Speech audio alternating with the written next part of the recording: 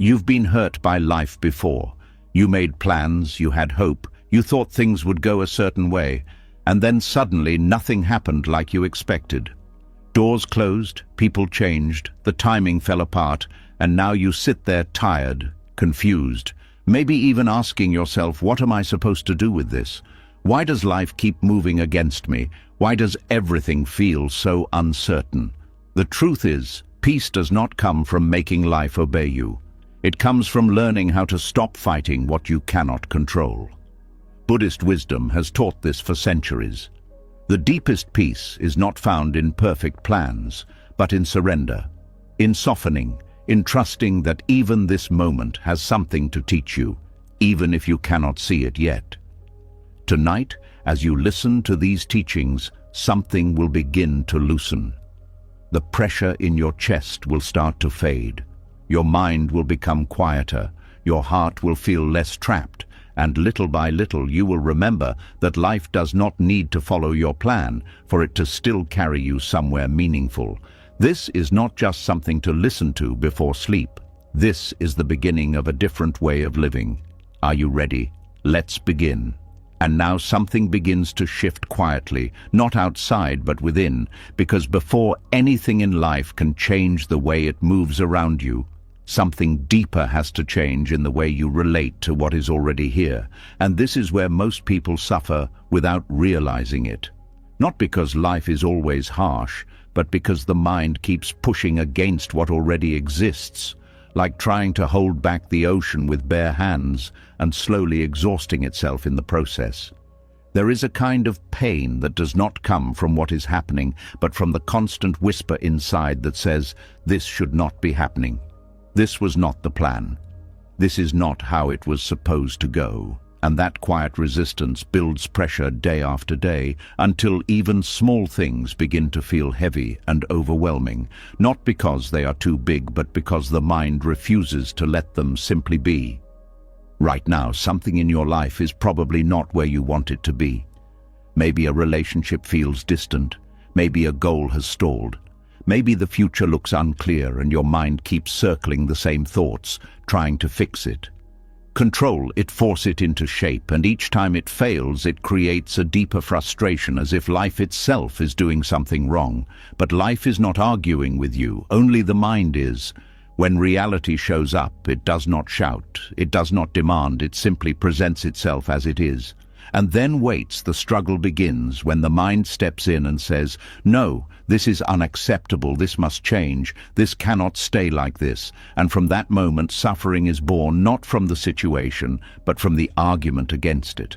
Think about how much energy is spent every day trying to mentally rewrite what has already happened, replaying conversations, wishing they went differently, holding on to expectations that no longer match what is real. And each time this happens, the body tightens, the breath becomes shallow, the heart feels heavier, as if carrying something that has no physical weight, but still drains everything inside. This is the hidden cost of arguing with reality. It creates a life where nothing ever feels fully settled, because the mind is always negotiating, always resisting, always trying to bend what already is into something else.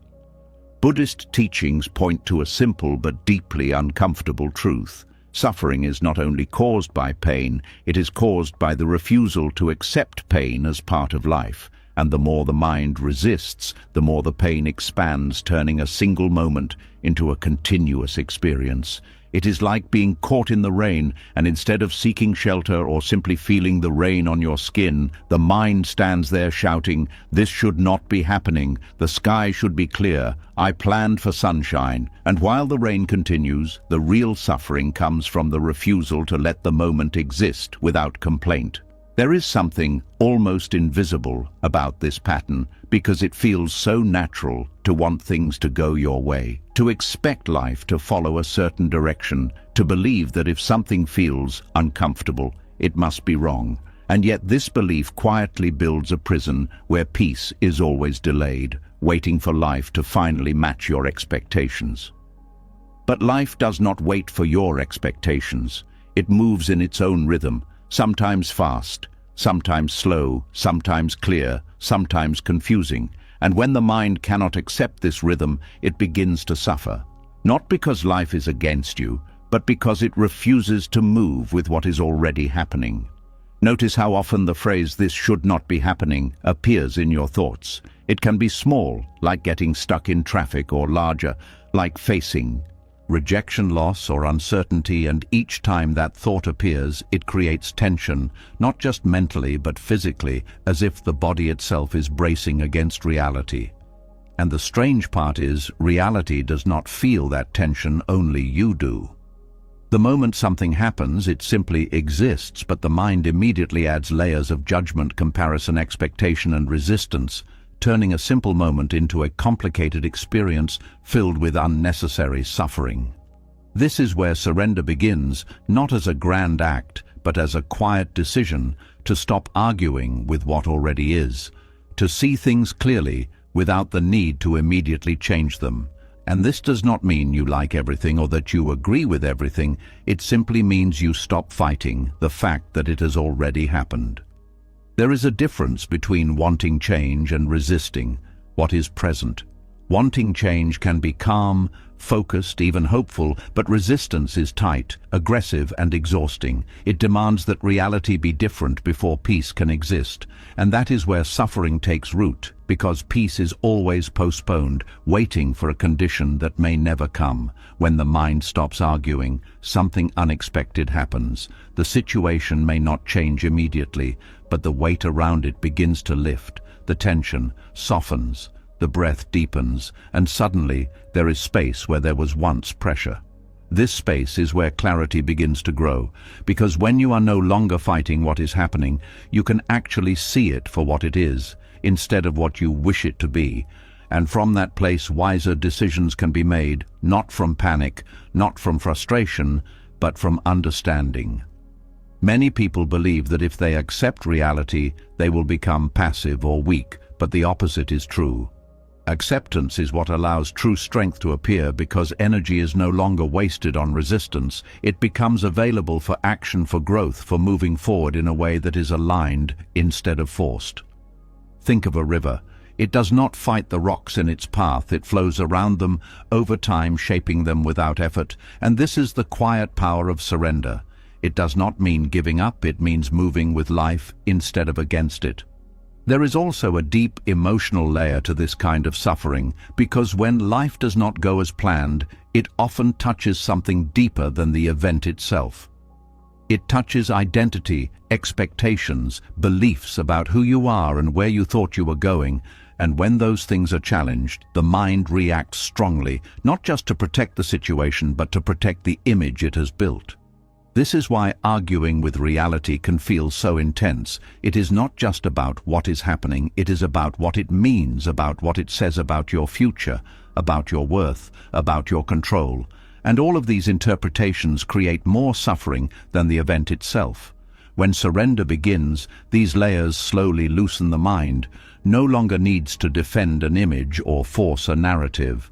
It begins to rest in what is actually happening without turning it into a personal failure or a permanent problem. There is a quiet relief in this, because for the first time you are not carrying the burden of making everything make sense. Immediately, you are not rushing to fix what is not ready to be fixed. You are not forcing clarity where there is still uncertainty. Instead, you are allowing life to unfold at its own pace while staying present with what is here. And this presence brings a different kind of peace, not the peace of everything being perfect, but the peace of no longer fighting what is imperfect. It is important to understand that surrender is not something that happens once, it is something that happens again and again, each time the mind begins to argue. Each time resistance appears, each time the thought "this should not be happening" arises. There is an opportunity to pause, to notice, to soften. And in that pause, something changes. Not outside, but inside. The grip loosens, the tension fades, and the moment becomes lighter, even if the situation remains the same. Over time, this practice creates a different relationship with life, one where challenges are not immediately seen as enemies, but as experiences, one where discomfort does not automatically turn into suffering. one where peace is not dependent on perfect conditions, but is available even in the middle of uncertainty. There is also a deeper layer of trust that begins to form when you stop arguing with reality, because you start to see that not everything needs to be controlled or understood immediately. Sometimes things unfold in ways that only make sense later. Sometimes what feels like a setback becomes a redirection. Sometimes what feels like loss creates space for something new. But this can only be seen when the mind is no longer clouded by resistance, when it is quiet enough to observe instead of react. Right now, there may still be parts of you that want to hold on to the argument, that believe if you stop resisting, something will be lost, or that acceptance means defeat. And this is natural because the mind has been trained to protect control and certainty. But slowly, gently, it can learn something new. It can learn that letting go of the argument does not mean losing yourself. It means freeing yourself from unnecessary suffering. It means allowing life to be what it is, while you remain steady within it.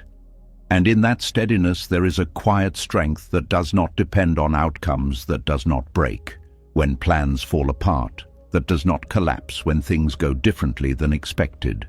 This strength is not loud, it does not demand attention. It simply exists as a calm presence that can face whatever comes without needing to fight it.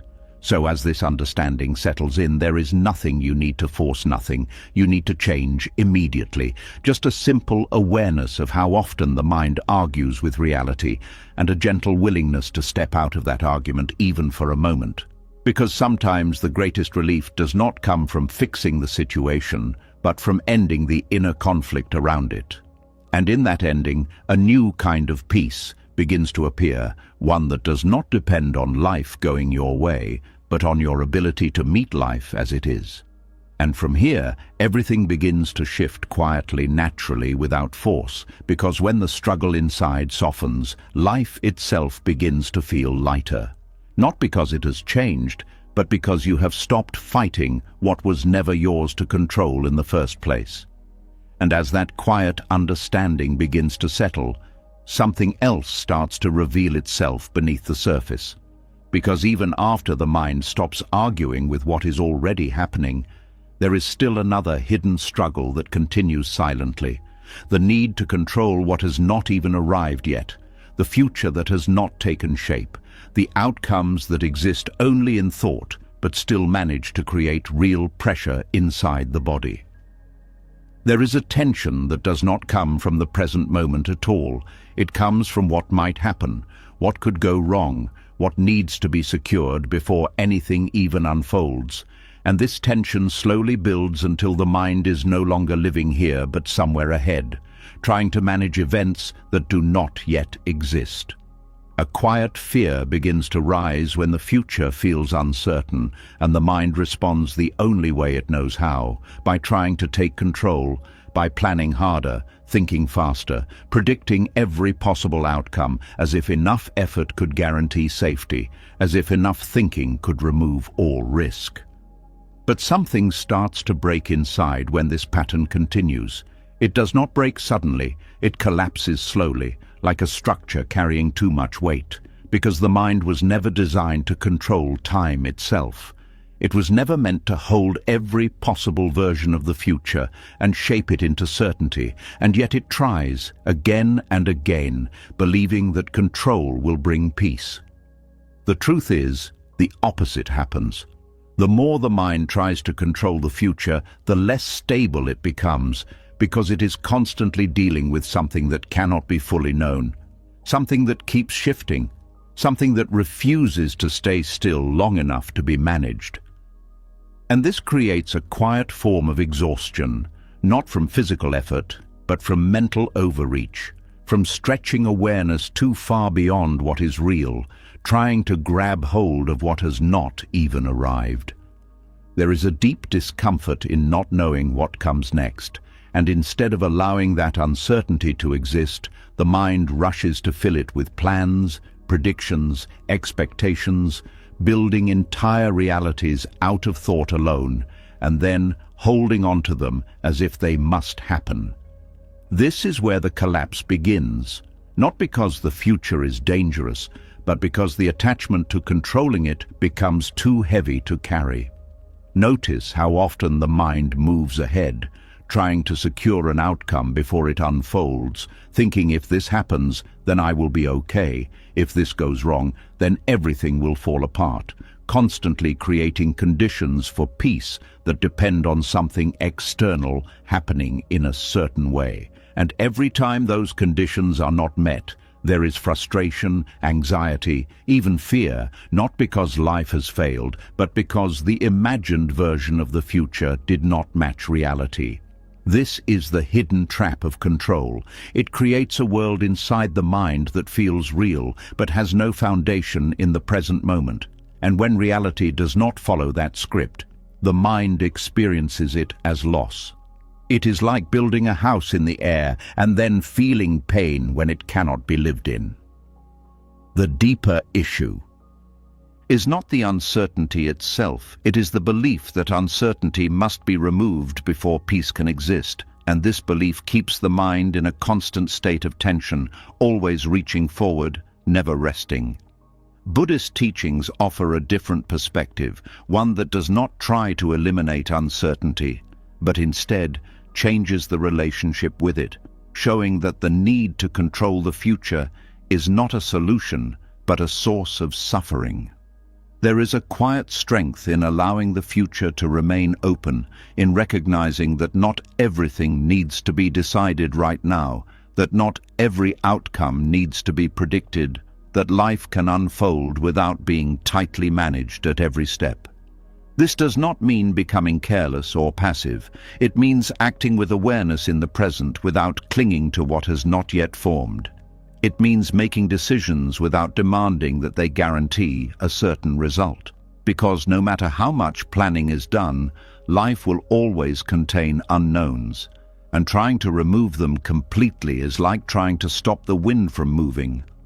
The mind often confuses control with safety, believing that if everything is planned and predicted, then nothing can go wrong. But life does not operate within those limits. It moves in ways that cannot always be anticipated. And when the mind is attached to control, every unexpected turn feels like a threat. Every delay feels like failure. Every change feels like something has gone wrong, even when it may simply be part of a larger unfolding. This creates a fragile state where peace depends on everything going according to plan, and since life rarely follows a fixed script, peace becomes rare, temporary, easily disrupted. There is also a deeper emotional layer to this need for control, often rooted in fear, fear of loss, fear of failure, fear of not being enough, and these fears drive the mind to seek certainty in the future as a way to protect itself. But the protection it seeks is never fully achieved, because the future cannot be locked into place, and so the mind keeps trying, repeating the same effort, hoping for a different result. This repetition slowly drains energy, creating a sense of inner collapse, not visible on the outside, but deeply felt within.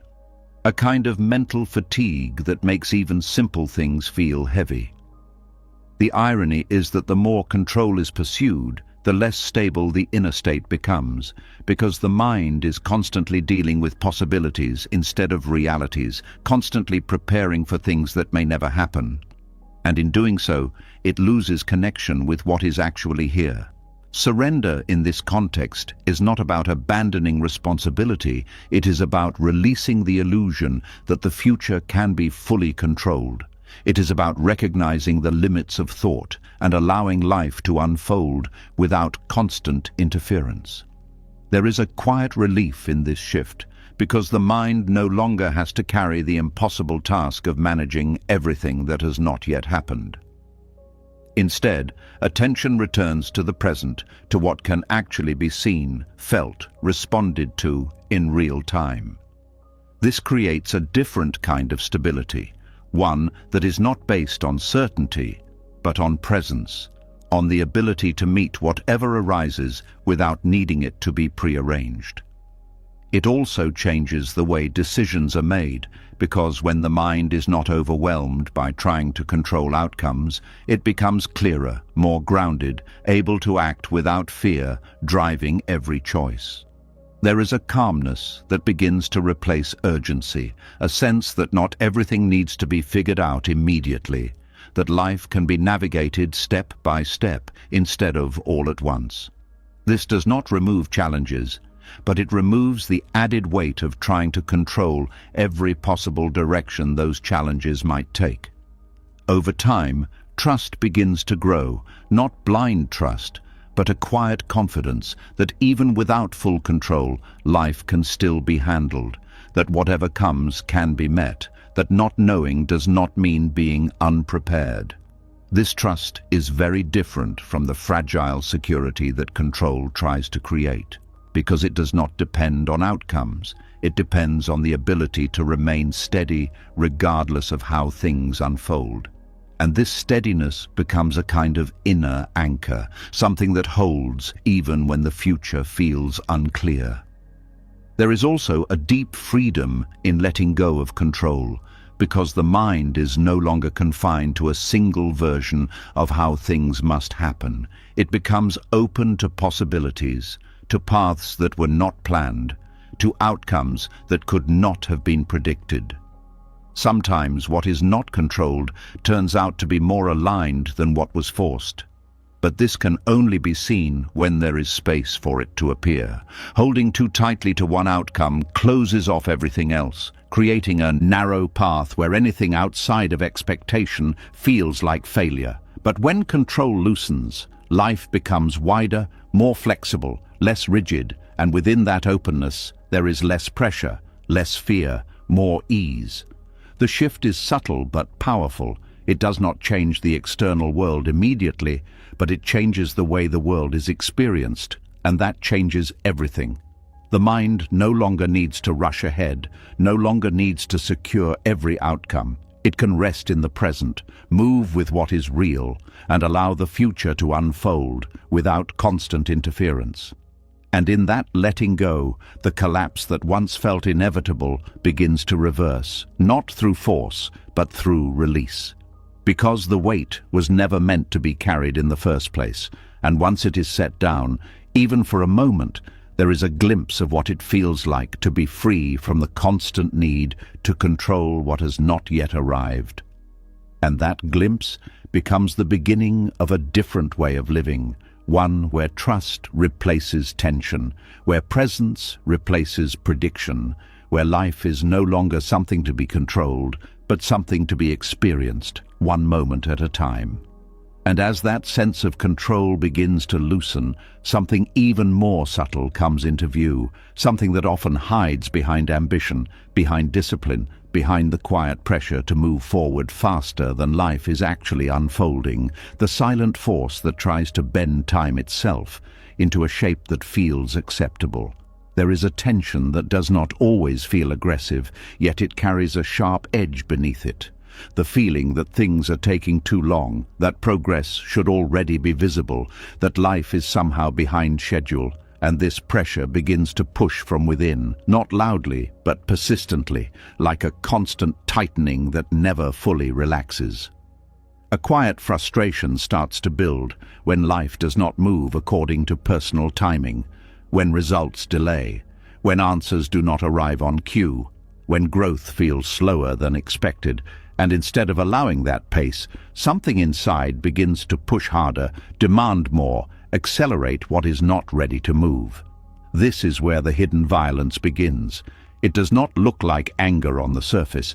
It often looks like effort, like persistence, like trying to stay ahead. But underneath, there is a refusal to respect the natural unfolding of things, a belief that everything should happen when the mind decides it should. And when that belief meets reality, friction appears.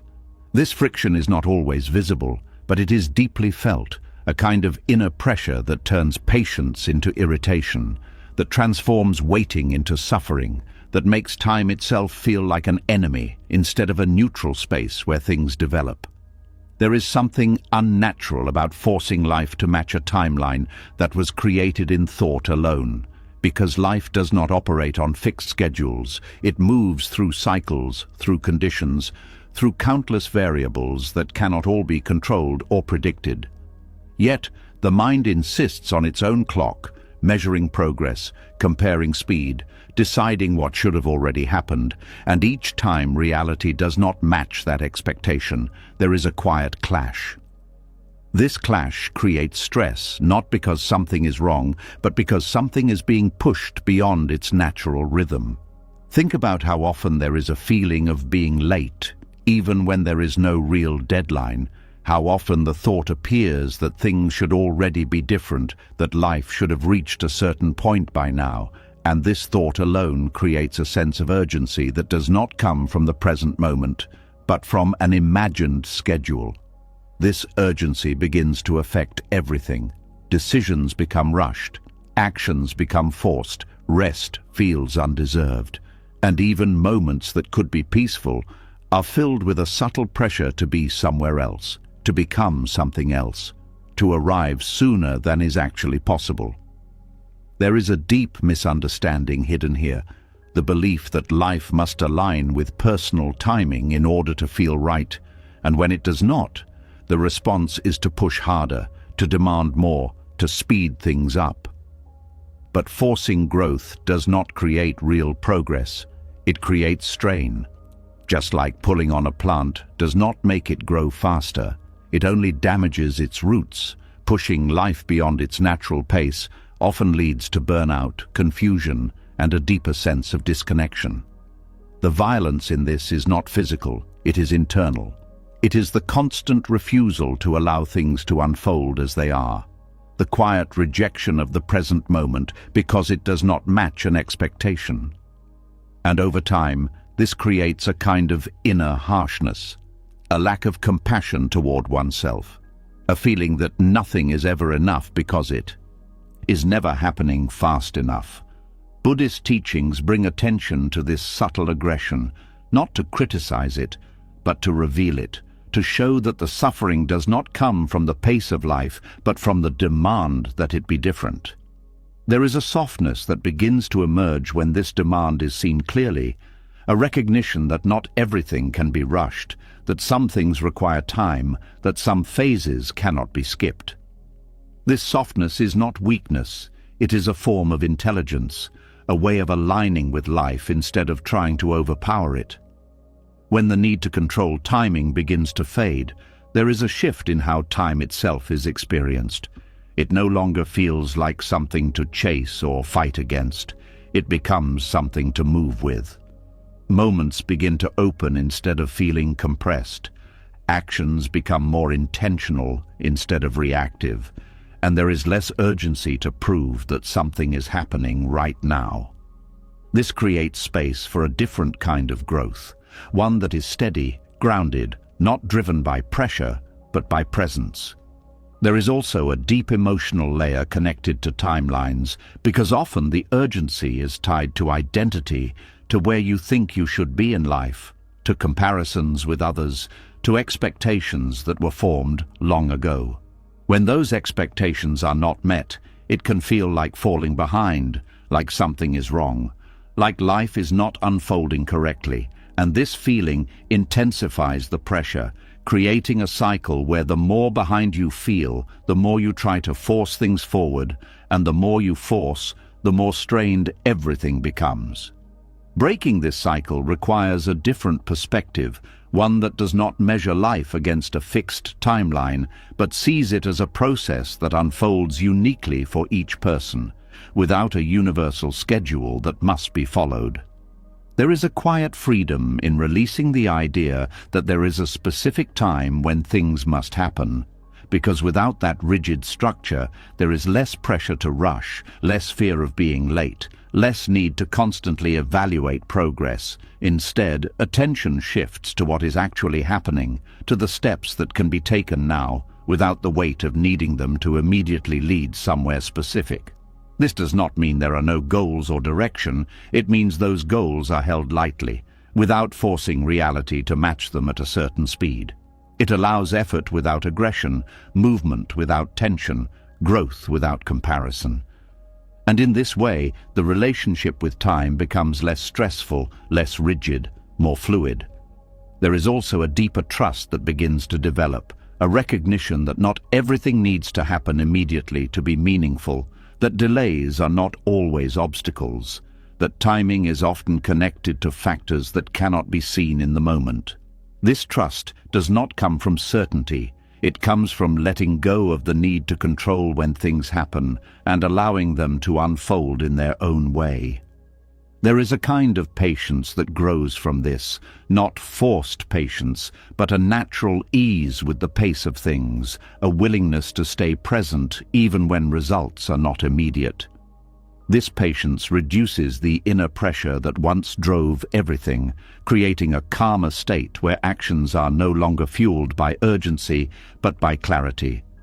Over time, this shift changes how life is experienced, because instead of constantly feeling like something is missing or delayed, there is a sense of being where you are supposed to be, not because everything is perfect, but because there is no longer a fight against the current moment.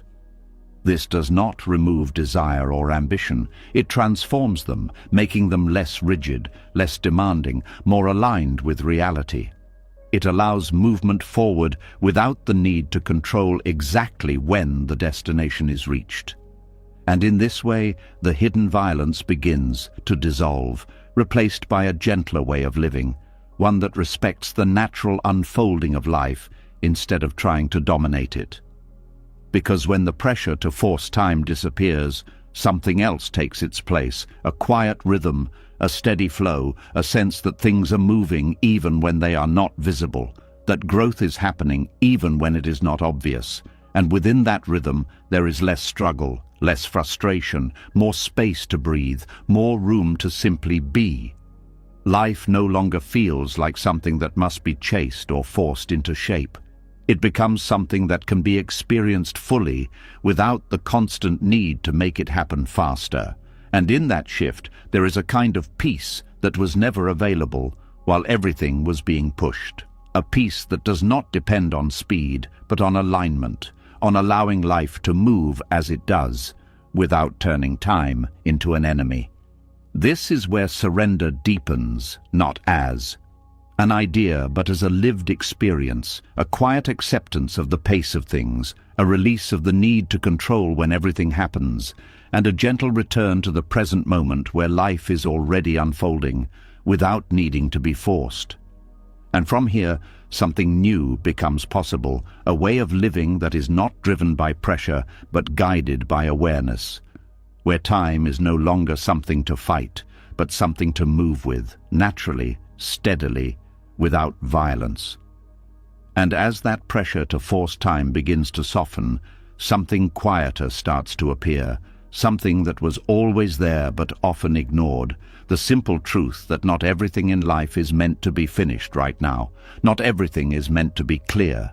Not everything is meant to make sense in the moment it is being lived.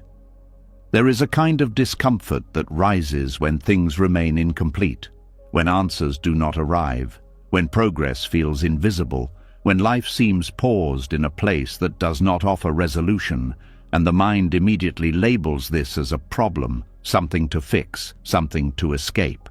But what if this unfinished space is not a mistake? What if this is part of the design?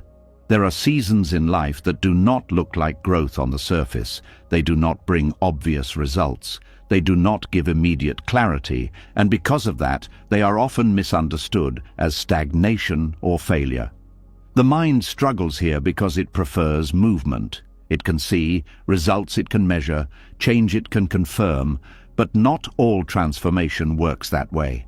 Some of the deepest shifts happen quietly, beneath the surface, without visible signs, without clear direction, without immediate reward. And this creates a tension between what is happening internally and what appears externally. It feels like nothing is moving, yet something subtle is changing. This is the nature of an unfinished season.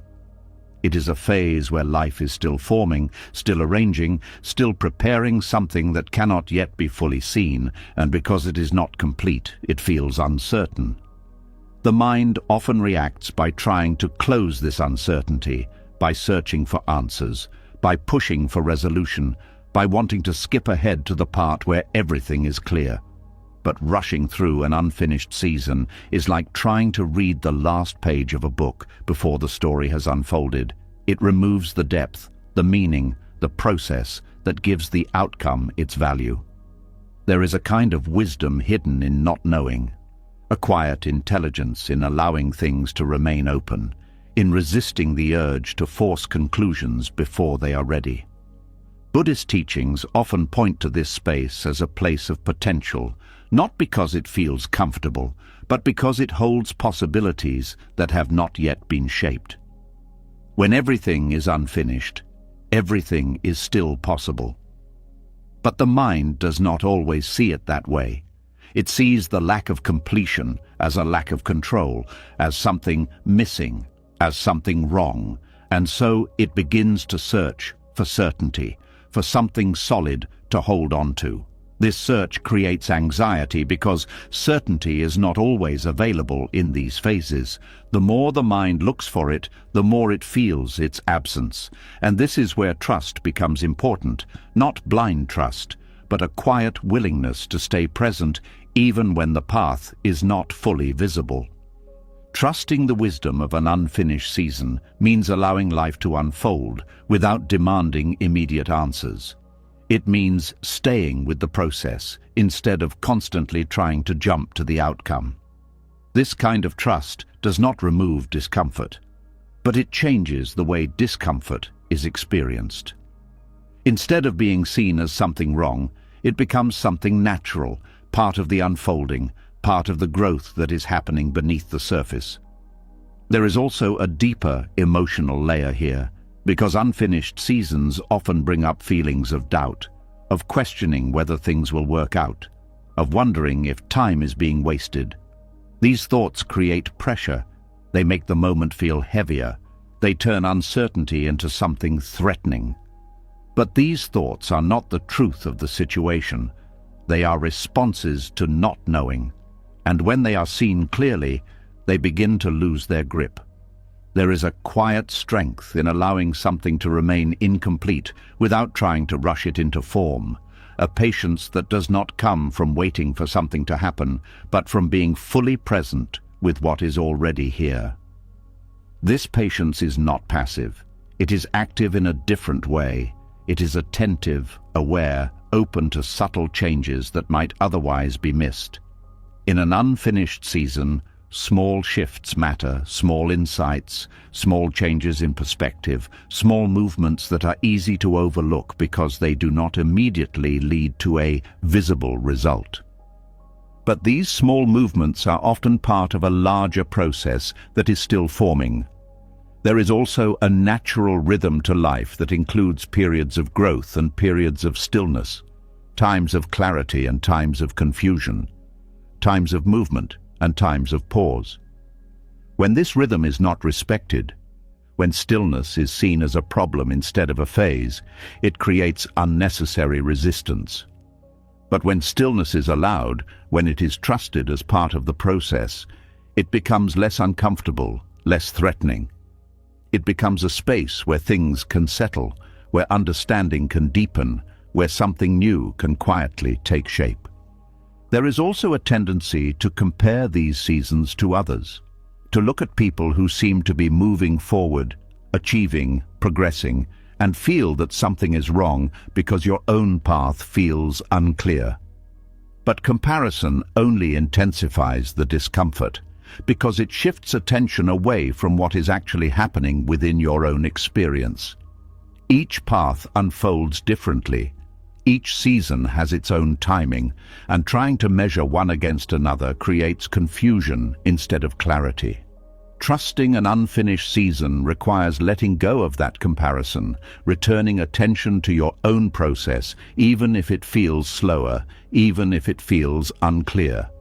There is a kind of humility in this, a recognition that not everything can be understood immediately, that not everything can be controlled or predicted. This humility opens space for learning, for deeper awareness, for a more grounded relationship with life. It allows you to move through uncertainty without needing to resolve it instantly. There is also a quiet resilience that develops in these seasons, because staying present with uncertainty builds a kind of inner stability that does not depend on external clarity. It strengthens the ability to remain steady even when things are not fully known. This stability becomes important later because life will always include moments of uncertainty, and learning to stay grounded in those moments reduces suffering. Over time, something begins to shift in the way unfinished seasons are experienced. They no longer feel like interruptions. They begin to feel like part of the path, not separate from it. They become spaces where growth is happening in ways that are not immediately visible, where something deeper is being prepared. And when this is understood, there is less urgency to escape them, less pressure to force resolution. There is more willingness to stay, to observe, to allow things to unfold. This does not mean doing nothing. It means acting where action is needed without trying to control the outcome. It means moving forward while accepting that not everything will be clear at every step. There is also a sense of trust that begins to grow, not because everything is known, but because there is an understanding that not knowing is part of the process. This trust reduces the fear that often comes with uncertainty. It creates a quieter state where the mind is not constantly searching for answers. Instead, it becomes more receptive, more open, more able to notice what is actually happening rather than what it thinks should be happening. In this openness, something important becomes possible. A deeper connection to the present moment, a more direct experience of life as it is, without the constant need to define it. And in that experience, there is a kind of peace that does not depend on completion, a calm that exists even while things are still forming. This is the quiet wisdom of unfinished seasons. They teach patience without forcing it. They deepen awareness without demanding it. They open space without explaining it. And while they may not feel comfortable, they carry a depth that finished moments often do not, because they invite you to stay with the unknown, to explore it, to learn from it. As this understanding settles, the need to rush begins to fade. The pressure to resolve everything immediately softens, and in its place there is a quiet acceptance of the process, a willingness to trust that even in its unfinished state, life is still moving, still shaping, still unfolding in ways that are not yet visible. And within that unfolding, there is meaning, there is growth, there is something forming that cannot be forced, only allowed. This is where surrender deepens again, not as giving up, but as staying present with what is incomplete, without turning it into something wrong, without needing it to be finished before it can be accepted. And from this place, life begins to feel less like something that must be controlled, and more like something that can be experienced, even in its most uncertain moments, even when nothing is fully clear. Because sometimes the most important parts of the journey are the ones that are still being written, the ones that are not yet finished, the ones that require trust, not because they are easy, but because they are still unfolding. And as that quiet acceptance of unfinished seasons begins to take root, something deeper starts to surface, something that has been reacting beneath everything all along, something that does not like uncertainty, does not like delay, does not like not being in charge. There is a part of you that feels disturbed when life does not follow your direction, when outcomes shift, when people act in ways you did not expect, when plans fall apart. And this disturbance is not just discomfort, it is a kind of panic. It is subtle at first, but it grows quickly. There is a tightening in the chest, a rush of thoughts trying to explain what went wrong, a strong urge to regain control, to fix, to correct, to bring things back into alignment with what was supposed to happen. But beneath all of that movement, there is something deeper being touched. It is not just the situation that feels threatened, it is identity. The ego builds a sense of self based on expectations, roles, plans, and the belief that life should reflect those internal structures, and when life does not cooperate, it feels like something personal has been disrupted. There is a quiet assumption that things should go a certain way because you planned them, because you worked for them, because you believed in them, and when that assumption is broken, it does not just feel like an external failure, it feels like a crack in the image you have of yourself. This is where the panic begins. It is not always loud or dramatic. Sometimes it appears as overthinking, as restlessness, as an inability to sit still with what is happening. Sometimes it shows up as frustration, as blame, as a need to find something or someone responsible. And sometimes it becomes a deeper sense of loss, not just of what happened, but of what it meant about you. The ego does not like unpredictability because it cannot control it. It does not like being wrong because it identifies with being right. It does not like being uncertain because it builds its sense of security on knowing. So when life refuses to obey, it reacts. It tries to regain control through thought, through effort, through resistance. But this reaction only creates more tension.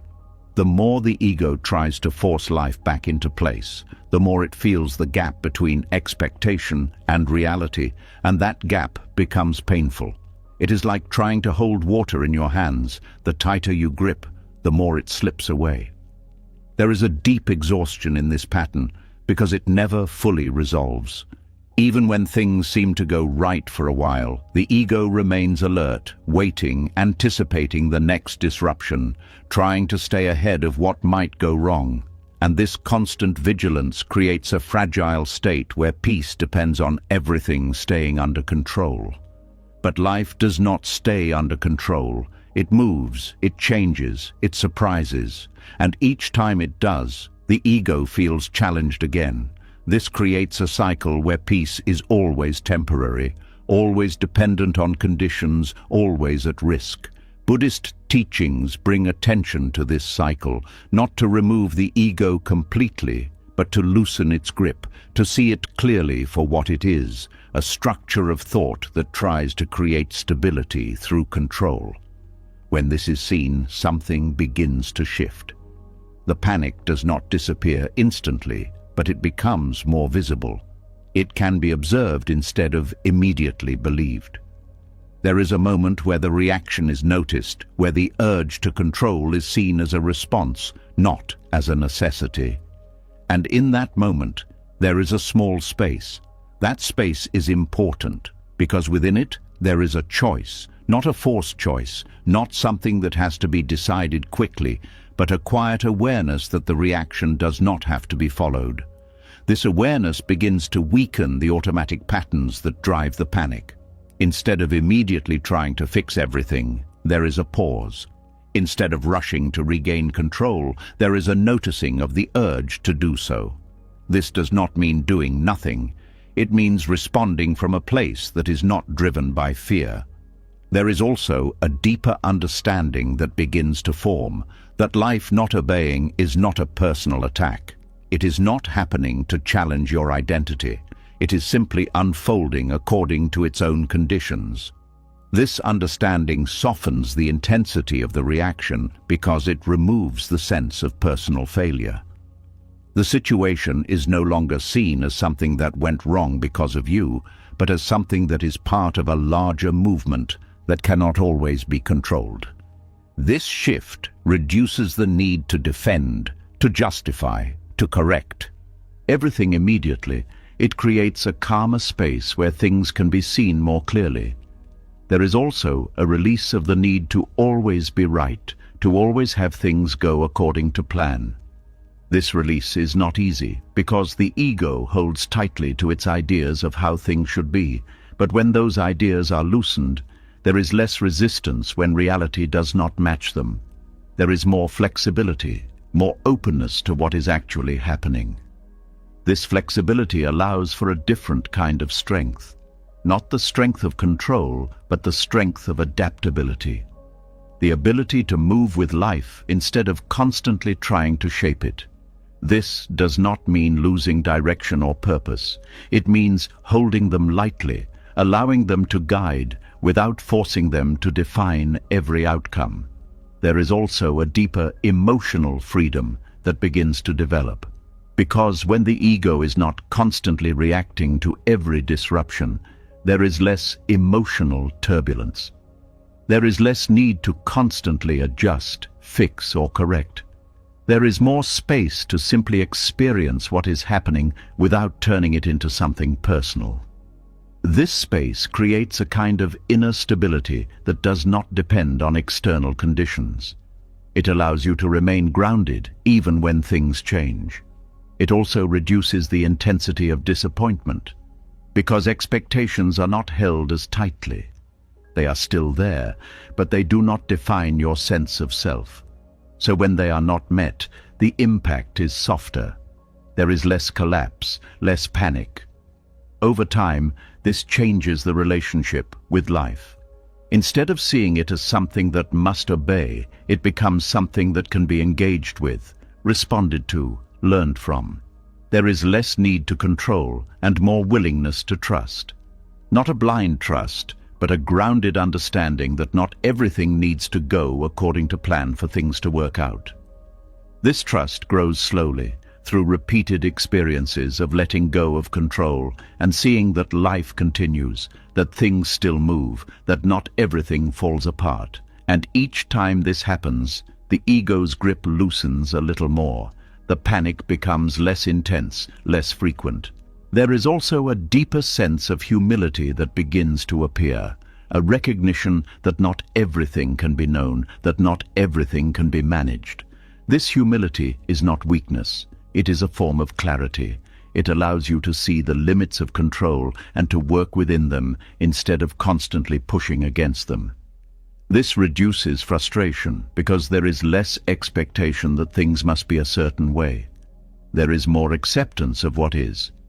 And in that acceptance, there is less conflict. The mind becomes quieter, not because everything is resolved, but because it is no longer constantly reacting. There is also a deeper connection to the present moment, because when the ego is not projecting into the future or reacting to unmet expectations, attention naturally returns to what is happening now. And in that return, there is a sense of groundedness, a feeling of being here rather than constantly being pulled somewhere else. This groundedness creates a different kind of peace, not dependent on outcomes, not fragile, not easily disrupted, a steady presence that remains even when things do not go as planned. As this becomes more familiar, the need for life to obey begins to fade. It is no longer seen as necessary for peace. It is no longer the condition for feeling okay. Instead, there is a growing comfort with uncertainty, with change, with things not always aligning perfectly. And in that comfort, there is freedom. Freedom from the constant need to control, from the panic when things go differently, from the pressure to maintain a certain image or outcome. This freedom does not remove challenges, but it changes how they are experienced. They become part of the flow of life rather than disruptions to it. And in this way, the ego's panic slowly transforms, not by force, not by suppression, but by understanding, by seeing it clearly, by not feeding it, by allowing it to pass without becoming it. And in that process, something deeper begins to take its place. A quieter awareness, a steadier presence, a way of being that is not shaken by every change. A way of meeting life that does not require it to obey, but simply allows it to be. And from that place, something unexpected happens. Life may still be uncertain, still unpredictable, still unfolding in ways that cannot be controlled. But it no longer feels like something that must be fought. It becomes something that can be lived moment by moment, without the constant need to make it match an idea.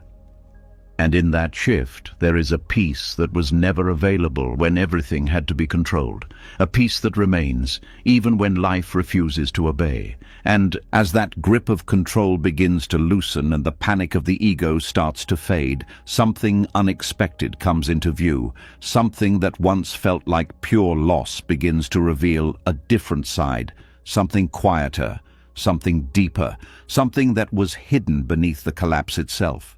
Because when a plan falls apart, it does not just remove direction, it removes certainty. It removes the structure the mind was leaning on. And in that moment, there is often a sharp drop, a feeling of emptiness, confusion, even disappointment that can feel heavier than the situation itself. There is a silence that follows the collapse of a plan. Not a peaceful silence at first, but a kind of disorientation, like standing in a place that no longer looks familiar, where the next step is not clear, where the path that once felt solid has suddenly disappeared. And the mind reacts quickly. It searches for a replacement, a new plan, a new direction, something to fill the gap, because staying in that space feels uncomfortable, uncertain, exposed. But what if that space is not something to escape? What if that space is where something important begins? Most people experience the collapse of a plan as failure, as something going wrong, as a sign that something has been lost. And while there may be real loss involved, there is also something else happening at the same time, something that is often overlooked because the focus is only on what is no longer there. When a plan collapses, it removes the illusion that life must follow a specific path. It breaks the attachment to a fixed outcome, and in doing so, it opens a space that was not available before. This space can feel empty, but it is not empty in a negative sense. It is open, it is unformed, it is no longer limited by the structure that was holding it. And within that openness, there is a possibility for awareness to arise in a way that is not shaped by expectation. There is a kind of clarity that can only appear when the mind is no longer focused on making something happen. Because as long as a plan is in place, attention is often directed toward the future, toward results, toward progress. But when that plan falls apart, attention has nowhere to go but here. And in that return to the present, something becomes visible that was previously overlooked. The mind, which was once occupied with controlling outcomes, begins to notice what is actually happening. Thoughts become clearer, emotions become more visible. Patterns that were hidden beneath constant movement start to reveal themselves. This is the beginning of awareness, not as an idea, but as a direct experience. A seeing of what is, without the filter of what should be. There is also a shift in how identity is experienced during this process. Because often, plans are not just external goals, they are connected to how you see yourself. Who you thought you were becoming, what you believed your life would look like. And when those plans collapse, that identity is shaken. This can feel destabilizing because it removes a sense of direction and certainty. But it also creates an opportunity to see beyond that identity. To recognize that who you are is not limited to the roles or outcomes you had in mind. This recognition is not immediate. It unfolds slowly. It requires staying with the discomfort of not knowing, of not rushing to rebuild a new identity immediately. Because if the mind moves too quickly to replace the old plan, it may recreate the same patterns, the same attachments, the same expectations that led to the collapse in the first place. Allowing the space to remain open, even for a while, creates room for something deeper to emerge, something that is not built from fear or urgency, but from clarity. There is also a different kind of learning that happens when a plan collapses. Not the kind that comes from success or achievement, but the kind that comes from direct experience. From seeing what did not work, from understanding where attachment was strong, from recognizing the assumptions that were being made. This learning is not always comfortable, but it is valuable. It provides insight that cannot be gained through planning alone. It reveals how the mind operates, how it creates expectations, how it reacts when those expectations are not met. And through this understanding, there is a chance to relate to life differently, to approach future actions with more awareness, with less attachment, with a clearer sense of what can and cannot be controlled. There is also a release that begins to happen. Because holding on to a plan requires effort, it requires maintaining a certain direction, a certain expectation. And when that plan collapses, that effort is no longer needed in the same way. There is a letting go that can occur, not forced, but natural, as the mind realizes it no longer needs to hold on to something that is no longer there. This release creates a sense of lightness, not because everything is resolved, but because something heavy has been set down. There is more space, more room to breathe, more room to see, and in that space, new possibilities can begin to appear, not as fixed outcomes, but as directions that are not yet fully formed. This is where awareness becomes important. Because without it, the mind may rush to fill the space with something familiar, something that feels safe. But with awareness, there is a chance to observe these tendencies, to notice the urge to quickly rebuild, to recognize when action is coming from fear rather than clarity. This recognition allows for a different kind of movement, one that is not driven by the need to replace what was lost, but by a genuine understanding of what is needed now. There is also a deeper trust that can develop through this process. A trust that even when things fall apart, something continues. That life does not stop. That movement is still possible, even without a clear plan. This trust is not based on knowing exactly what will happen next. It is based on the experience of having gone through uncertainty and still being here, still able to respond, still able to move forward. This creates a kind of inner confidence, not in controlling outcomes, but in the ability to meet whatever arises. There is also a shift in how success and failure are understood. Because when awareness grows, the focus moves away from whether a plan worked or not, and towards what was learned, what was seen, what changed internally. This does not remove the desire for progress or achievement, but it changes the way they are held. They are no longer the sole measure of value. They become part of a larger process that includes growth, understanding, and awareness. Over time, the collapse of a plan is no longer seen only as an ending. It is also seen as a beginning, not because everything immediately becomes clear, but because something new has been opened, something that was not visible before. And this new beginning is not defined by a specific outcome. It is defined by a different way of relating to life. One that includes uncertainty, that allows for change, that does not depend entirely on plans working out as expected. This way of relating creates more flexibility, more resilience, more openness to what is. It reduces the fear of things going wrong because there is an understanding that even when they do, something valuable can still emerge. There is also a deeper sense of presence that develops, because without a fixed plan directing attention toward the future, there is more awareness of what is happening now. This presence brings a kind of calm, not because everything is easy, but because there is less mental movement away from the moment, less resistance, less need to be somewhere else. And in that calm, decisions can be made more clearly. Actions can be taken without the same level of pressure. There is more alignment between what is happening internally and what is happening externally. This alignment creates a sense of flow, a feeling that life is moving, even without a clear map, and this movement is not forced, it is natural. It follows what is available in the moment, rather than trying to create something that is not yet ready. As this becomes more familiar, the fear of plans collapsing begins to decrease. Not because it becomes desirable, but because it is no longer seen as purely negative. It is understood as part of the process, as something that can lead to deeper awareness, as something that can open new directions. This understanding does not remove all discomfort, but it changes the way discomfort is experienced.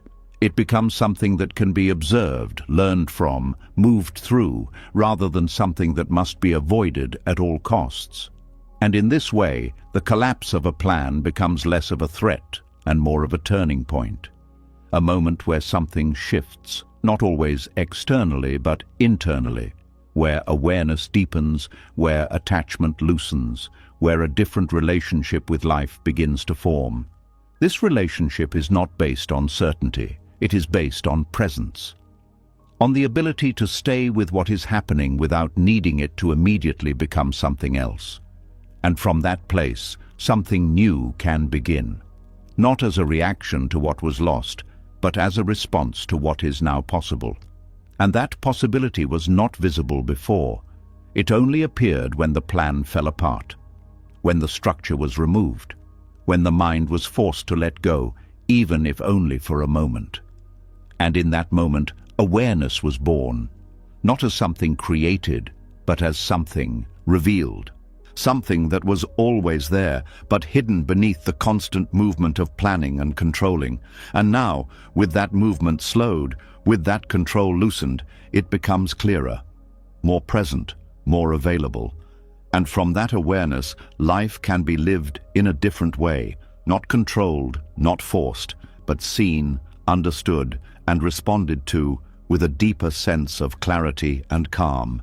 And this is where surrender continues to unfold, not as giving up, but as allowing the collapse of what was imagined to reveal what is real. And as that awareness begins to deepen, something even more personal starts to come into view, something that does not just live in plans or outcomes, but in the quiet story you have been telling yourself about how your life was supposed to look.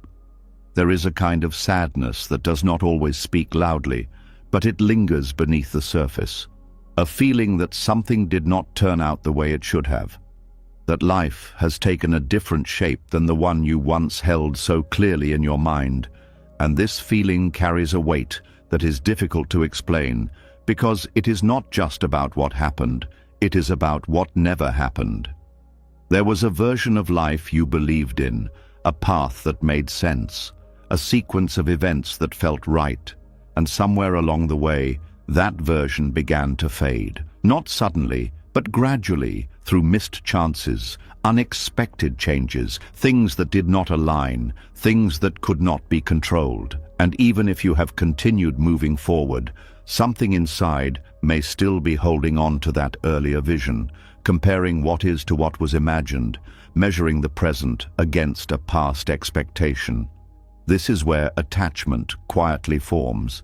It is not always obvious because it does not look like clinging to an object. It looks like holding on to an idea, a belief about how life should have unfolded, and this idea becomes a silent reference point that shapes how everything is experienced. When reality does not match that idea, there is discomfort. Not just because things are different, but because they are different from what you believed they should be. This creates a subtle but persistent tension, a feeling that something is off, that something is missing, even when there may be things in your life that are working, that are meaningful, that are real. The attachment to the life you thought you were supposed to have can make it difficult to fully experience the life you are actually living. Because part of your attention is always looking back, always comparing, always wondering what it would have been like if things had gone differently. This comparison creates a kind of emotional distance. You are here, but not fully here. You are living, but not fully present. Because a part of you is still connected to something that no longer exists outside of thought. There is also a deeper layer to this attachment. Because the imagined life was not just about external events, it was connected to identity, to who you believed you would become, to the roles you expected to play, to the version of yourself that felt aligned with that path. And when that life does not happen, it can feel like losing a part of yourself. not physically, but psychologically. There is a quiet grief that comes with this, a mourning for something that was never fully real, but felt real enough to shape your expectations, your hopes, your sense of direction. This grief is often overlooked because it does not have a clear object. There is no single event to point to. It is spread across time, across choices, across circumstances that did not align. And because of that, it can remain unprocessed. It can stay beneath the surface, influencing how you see your life without being fully acknowledged. Buddhist teachings bring attention to this kind of attachment, not to remove desire or intention, but to reveal the suffering that comes from holding too tightly to a specific vision. When the mind is attached to how things should be, it resists how things are. And this resistance creates a gap between reality and expectation. And it is within this gap that suffering grows. Letting go of this attachment does not mean forgetting your dreams or dismissing your past hopes. It means recognizing that those hopes were part of a process, not a fixed outcome. It means allowing them to exist without letting them define your relationship with the present. There is a difference between remembering what you once wanted and being bound by it. When you are bound by it, every deviation from that path feels like a loss. Every difference feels like a failure. But when you can hold it lightly, it becomes part of your story, not the standard by which everything is judged. This shift requires a kind of honesty. Willingness to see how much of your dissatisfaction may not come from your current situation, but from the comparison to what you thought it would be. It requires looking at the present without the constant overlay of the past, without the need to measure it against an imagined version. This is not easy, because the mind is used to referencing what it knows, to creating continuity through comparison. But slowly, this pattern can be softened by noticing when it happens, by recognizing the moment when the thought appears that things should be different, and instead of following that thought, allowing it to pass.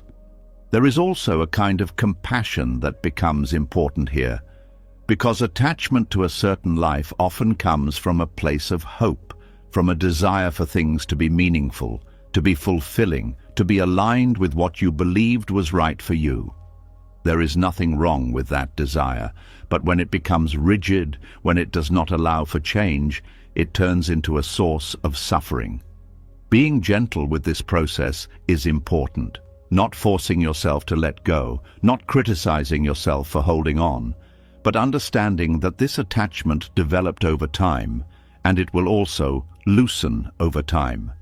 As this happens, something begins to open. A space where the present moment can be experienced more fully, without the constant need to compare it to something else, without the pressure to make it match a specific vision. This does not mean everything suddenly feels perfect, but it does mean there is less internal conflict, less tension between what is and what was expected. There is also a shift in how you see your current life. Things that were previously overlooked may become more visible. Moments that were dismissed because they did not match your expectations may begin to hold more meaning. There is a richness in the present that is often missed when attention is focused on what is not there. Letting go of attachment allows that richness to be seen. There is also a deeper sense of freedom that comes with this. Because when you are no longer tied to a specific version of how life should be, there is more openness to what life actually is, more flexibility, more willingness to move in directions that were not originally planned. This does not mean losing direction. It means allowing direction to evolve, to respond to what is happening rather than being fixed in what was imagined. There is also a quiet strength in this, because it takes courage to release something that felt important, to allow a vision to change, to accept that life has taken a different shape. But within that acceptance, there is a kind of resilience, a capacity to adapt, to continue moving forward without being held back by what did not happen. Over time, the attachment begins to fade, not because it is forced away, but because it is seen clearly, recognized for what it is, an idea, a possibility that was once held. But not the only way life could unfold. This recognition creates space for new experiences, for new directions, for a different kind of fulfillment that is not based on matching a past expectation. There is also a deeper trust that can develop, a trust that life is not limited to a single path, that even if one version did not happen, others are still possible, not in the same way, not necessarily in the way you once imagined, but in ways that can still be meaningful, still be real, still be lived. This trust does not erase the past. It does not deny the disappointment, but it changes how it is held. It becomes part of the journey, not something that defines the present. As this understanding settles, there is less need to look back, less need to compare. More attention naturally returns to what is here, to what is possible now, to what can be experienced without the filter of what should have been. And in that return, there is a kind of peace, not because everything is exactly as you once wanted, but because the struggle between expectation and reality has softened, because you are no longer fighting the difference, you are allowing it. And in that allowing, something shifts. Life becomes less about matching a plan and more about experiencing what unfolds, less about holding on to a fixed idea and more about being open to change, less about what was supposed to happen and more about what is happening now. And from this place, something new can begin. Not built on past expectations, but shaped by present awareness. Not limited by a single vision, but open to many possibilities. And in that openness, there is a quiet sense of freedom, a release from the need to hold life in a certain form, a willingness to let it move, to let it change, to let it be. And within that willingness, there is a deeper connection to life itself, not as something to control or define, but as something to experience, moment by moment, without the weight of what was supposed to be. And as that attachment to what was supposed to be begins to loosen, something else quietly takes its place, something that often feels uncomfortable at first, something the mind quickly tries to escape, the feeling of not knowing, the sense that the path is no longer clear. That direction has softened, that certainty has disappeared. There is a moment in life where the old no longer fits and the new has not yet formed. And in that space, confusion appears, not as a loud storm, but as a quiet fog that makes everything feel uncertain, undefined, difficult to grasp. And the mind does not like this. It wants clarity, it wants direction, it wants something solid to hold on to, and when it does not find it, it begins to question everything, to doubt, to search, to push for answers that are not ready to be seen. But what if this confusion is not a mistake? What if this is part of the transition itself? There is a tendency to see confusion as a sign that something is wrong, that something has gone off track, that clarity has been lost and needs to be regained as quickly as possible. But not all confusion comes from error. Some confusion comes from transformation. It appears when the mind is no longer operating within familiar patterns, when old ways of seeing no longer apply, when new understanding is still forming but not yet clear. This creates a space where things feel uncertain, not because they are broken, but because they are changing. And in that change, there is a temporary lack of structure. The mind often reacts by trying to rebuild that structure immediately, by searching for clear answers, by asking, what should I do next? Where is this going? How do I fix this feeling? But this reaction can interrupt the process that is unfolding, because confusion, when allowed, has its own movement. It is not static. It shifts. It evolves. It slowly gives way to insight, but only when it is not forced into premature clarity. There is a kind of patience required here, not passive waiting, but an active willingness to stay present with not knowing, to observe without rushing to conclusions, to allow the mind to rest, even when it does not have all the answers. This is not easy, because not knowing can feel like losing control, like being unprepared, like being exposed. But this discomfort is part of the transition. It is the space between what was and what will be, and trying to escape it too quickly can lead back into old patterns, into familiar ways of thinking that may no longer serve. There is also a deeper layer to this confusion. Because when clarity is lost, identity can feel uncertain. If you no longer know exactly who you are in the way you once did, if the roles you held have shifted, if the direction you followed is no longer clear, there is a sense of groundlessness, and this can feel unsettling. But it is also an opening. Because identity that is too fixed can limit growth. It can keep you within certain boundaries that no longer reflect who you are becoming. Confusion loosens those boundaries.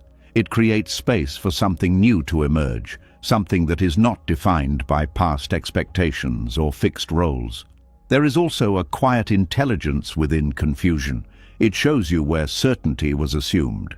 It reveals where control was held too tightly. It brings attention to the areas of life that are still forming. And in doing so, it invites a different kind of awareness. One that is not based on knowing, but on observing. One that is not focused on outcomes, but on presence. Buddhist teachings often speak about the value of not knowing, not as a lack, but as a state of openness. A state where the mind is not closed by fixed ideas, where it is receptive, flexible, able to see things as they are without immediately categorizing them. This openness is essential for transformation, because new understanding cannot fully arise in a mind that is already certain. It requires space, and confusion creates that space. There is also a shift in how time is experienced during this phase. When things are clear, time often feels directed, moving toward a goal, but in confusion, time can feel slower, less defined, less structured. This can be uncomfortable at first because it feels like progress has stopped. But in reality, a different kind of movement is happening, one that is not always visible, one that is internal. This internal movement is not measured by external results. It is measured by changes in perception, in awareness, in understanding. And these changes often take time.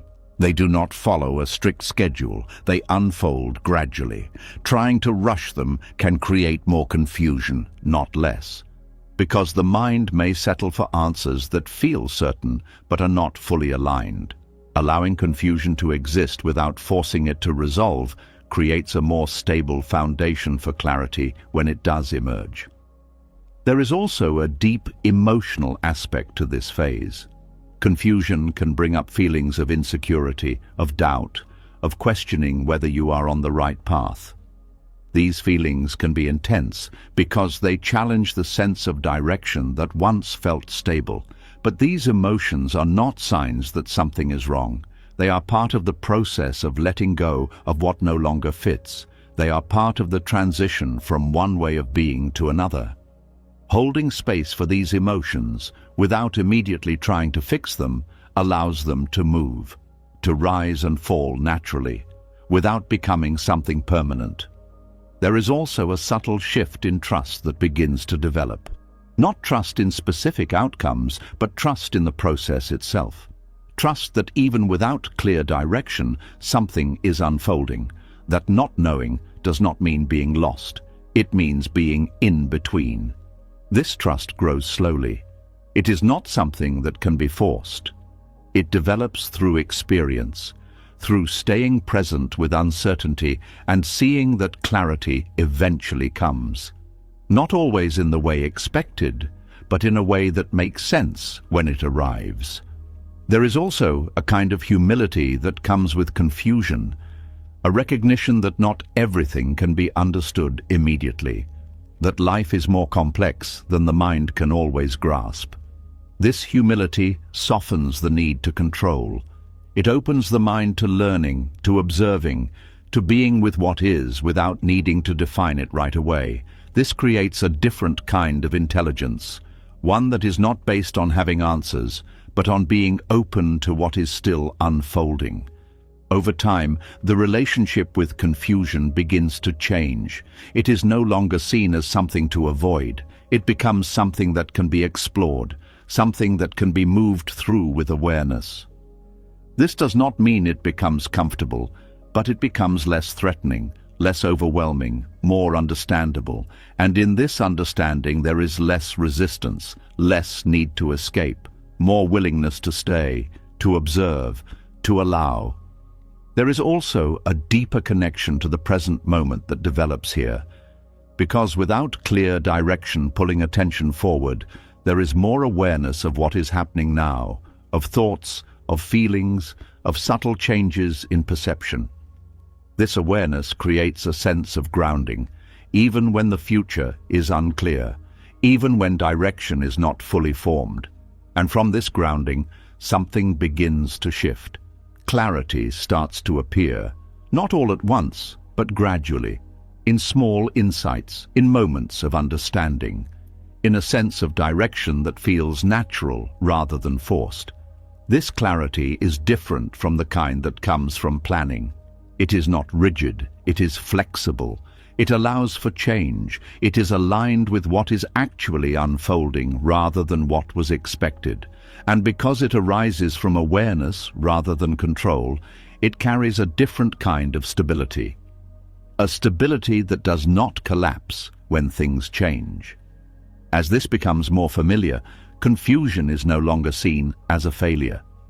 It is recognized as a transition, a phase where something is ending and something new is beginning, even if the beginning is not yet visible. This recognition reduces the fear associated with not knowing. It allows for a more peaceful experience of uncertainty, a more grounded way of moving through change.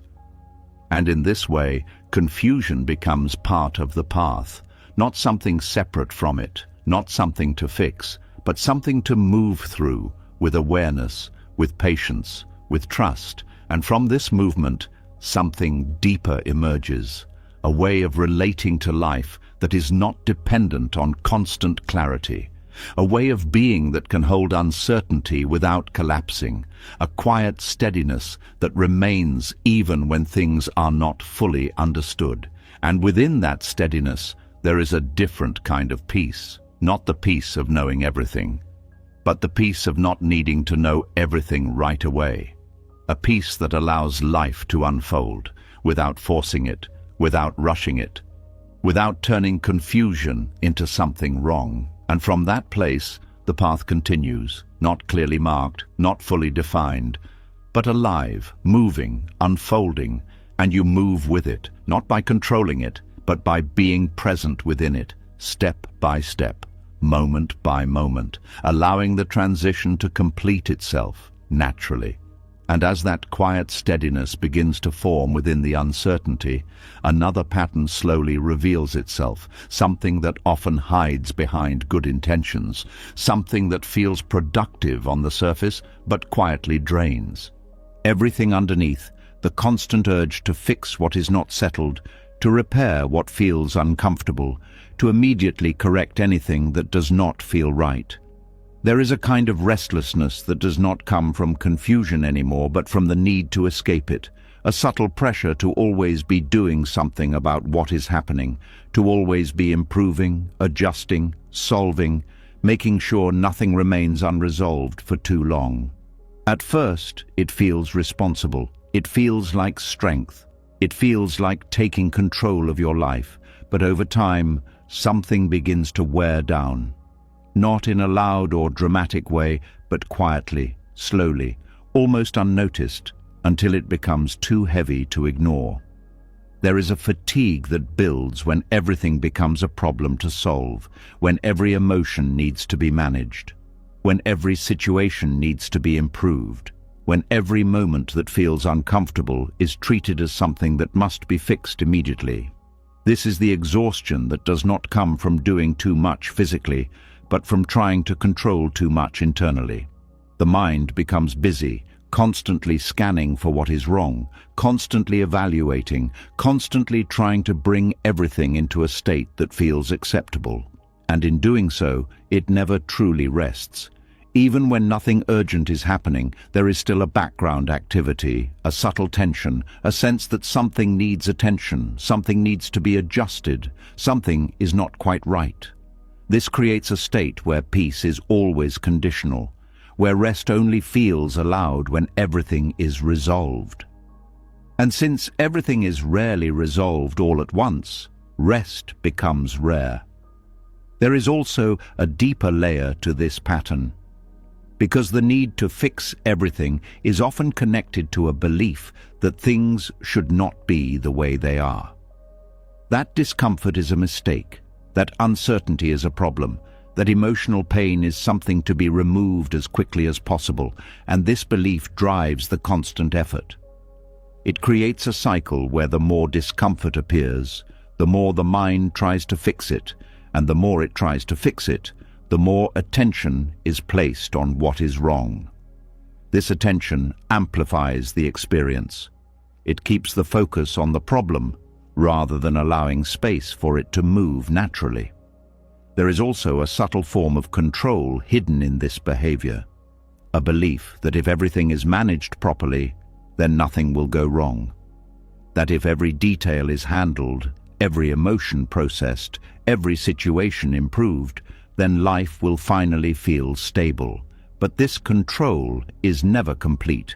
There is always something new to address, something else that needs attention, and so the effort continues, without end.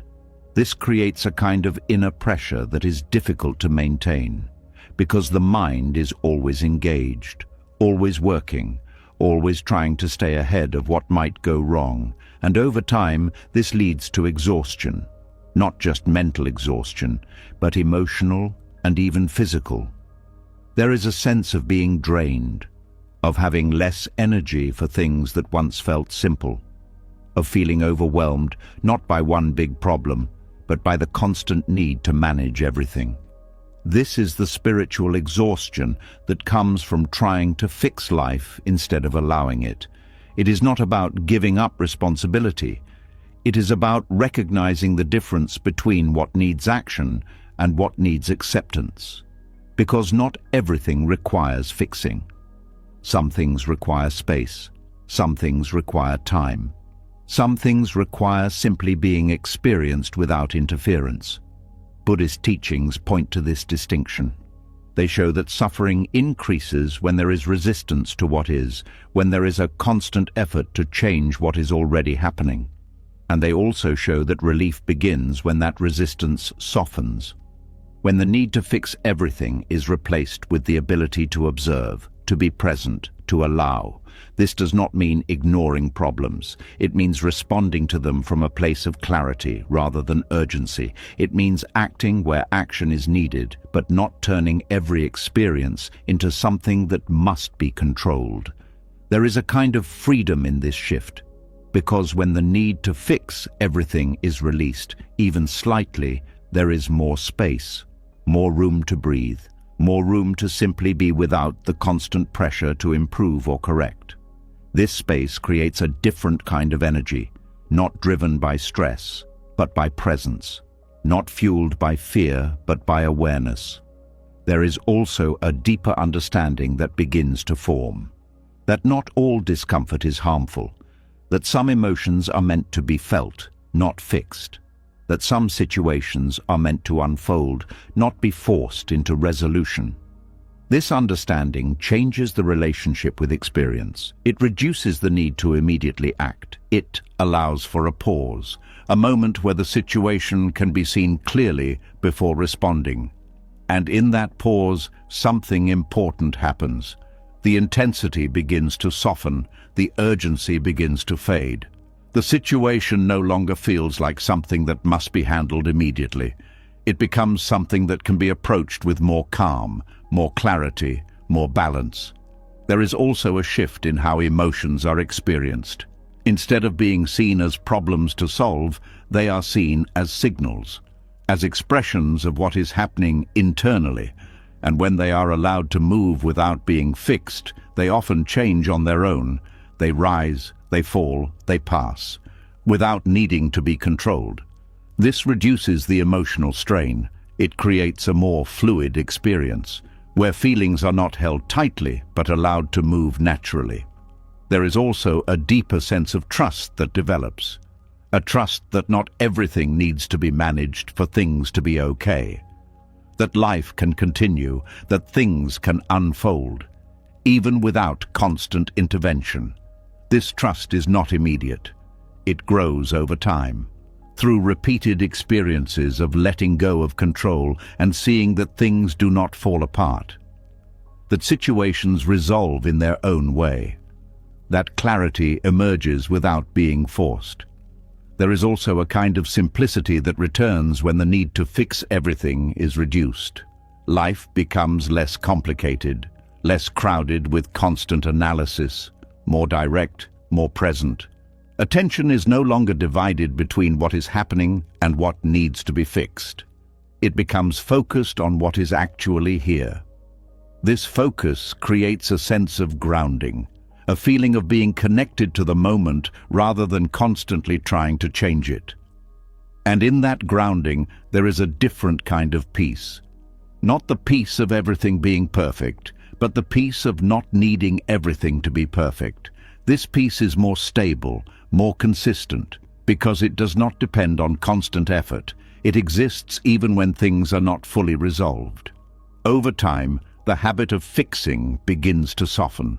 Not because it is forced to stop, but because it is seen clearly, recognized as unnecessary in many moments.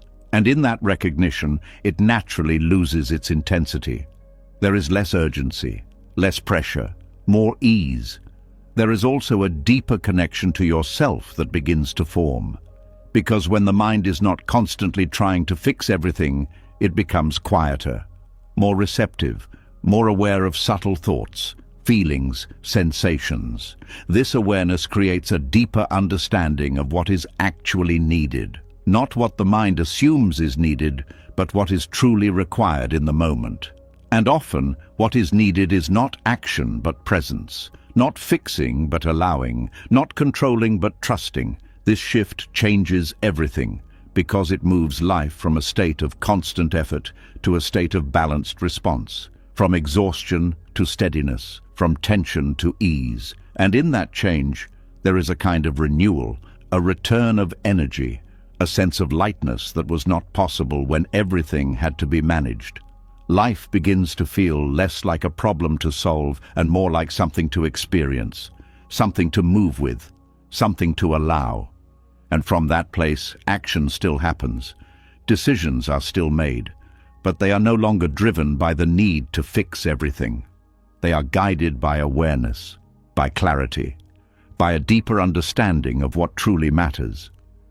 This is where surrender deepens again, not as giving up, but as releasing unnecessary effort, as trusting that not everything needs to be handled immediately, as allowing life to unfold without constant interference. And in that surrender, something powerful happens. The exhaustion begins to fade. The mind begins to rest. The heart feels lighter. And life, even in its imperfections, begins to feel more manageable, more open, more alive, because it is no longer being forced into a shape it was never meant to hold. And as that constant effort to fix everything begins to fall away, a deeper truth starts to surface. Something that feels far more personal than plans or outcomes, something that touches the very way you see yourself, the identity you have carried for so long, the version of you that felt solid, certain, defined. There is a moment in life when things begin to crack, not just around you, but within you, when the roles you held no longer feel stable, when the image you had of yourself starts to shift, when what once felt like who you are begins to feel uncertain. And this can feel unsettling. Because identity gives a sense of control. It creates a structure, a way to understand yourself, a way to move through the world with direction. But sometimes that structure cannot hold peace. Sometimes it is built on pressure, on expectations, on the need to prove something, on the need to be a certain way. And when that happens, life begins to challenge it. Not gently, but in ways that feel disruptive. Plans fall apart, situations change, things stop working the way they used to. And it can feel like everything is breaking. But what is actually being broken is not life itself. It is the identity that could not carry what you truly need. There is a version of you that was shaped by past experiences, by beliefs, by what you thought you had to be in order to succeed, to be accepted, to feel secure. This version may have worked for a time. It may have helped you move forward. But over time, it can become rigid. It can become something that demands constant effort to maintain. Something that creates tension instead of ease. Something that holds you in a certain form that no longer fits. And life, in its own way, begins to respond. Not as punishment, not as something going wrong, but as a correction. A movement towards something more aligned. But this movement often feels like loss, because the identity that is being challenged feels familiar. It feels safe. Even if it is not peaceful, letting it go can feel like losing a part of yourself, like stepping into something unknown. And the mind resists this. It tries to hold on to what it knows, to rebuild what is breaking, to return to what felt certain. But this resistance creates more suffering. Because what is being broken is no longer sustainable. It cannot carry the weight of your growth. It cannot support the deeper peace that is trying to emerge. There is a difference between an identity that is functional and one that is aligned. A functional identity helps you operate in the world. It allows you to perform roles, to meet expectations, to achieve goals. But an aligned identity is different. It is not built on pressure. It is not driven by fear. It is rooted in awareness, in presence, in a deeper understanding of who you are beyond roles and expectations. When life begins to break the functional identity, it is often because it is making space for the aligned one. But this transition is not smooth. It involves uncertainty. It involves letting go of familiar patterns. It involves facing parts of yourself that were hidden beneath the structure of who you thought you were. This can feel uncomfortable because it removes the sense of control. It removes the clear definition. It leaves you in a space where you are not fully who you were, but not yet who you are becoming. And in that space, there is vulnerability. But there is also possibility. Because without the old identity holding everything in place, there is room for something new to emerge, something that is not forced, something that is not shaped by external expectations, something that reflects a deeper truth. There is also a release that begins to happen when the old identity loosens. A release from the need to constantly maintain an image, to meet certain standards, to prove something. This release can feel like relief, even if it is mixed with uncertainty. Because the effort that was once required to hold everything together is no longer needed in the same way. There is more space, more freedom, more room to simply be. There is also a shift in how you relate to yourself.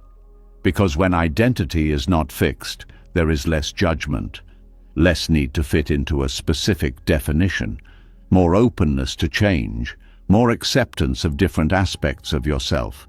This creates a softer internal environment, one that is not constantly evaluating or comparing, one that allows for growth without pressure. Buddhist teachings point to the idea that the self is not fixed, that identity is not something permanent. It is something that changes, that evolves, that is influenced by conditions. And when this is understood, there is less attachment to any single version of yourself. There is more flexibility, more ease with change. This does not mean losing a sense of self. It means not being confined by it. It means allowing it to shift as life unfolds. There is also a deeper sense of peace that becomes possible when identity is not rigid. Because peace does not come from maintaining a certain image, it comes from being aligned with what is, from not resisting change, from not needing to control how you are seen or how things should be. When identity is flexible, there is less conflict, less tension between who you are and what is happening. There is more harmony, more flow, more acceptance. This does not mean everything becomes easy. Challenges still arise, but they are not experienced as threats to identity. They are seen as part of the process, as opportunities to learn, to grow, to understand. This creates a different kind of resilience, one that is not based on holding everything together, but on being able to move through change without losing balance.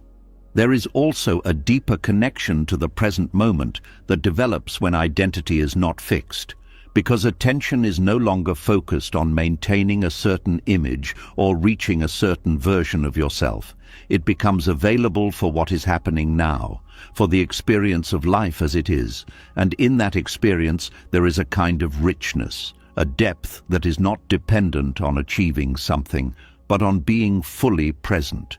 Over time, the breaking of the old identity begins to feel less like a loss and more like a transformation, a shift from something that was limited to something that is more open, more aligned, more capable of holding peace.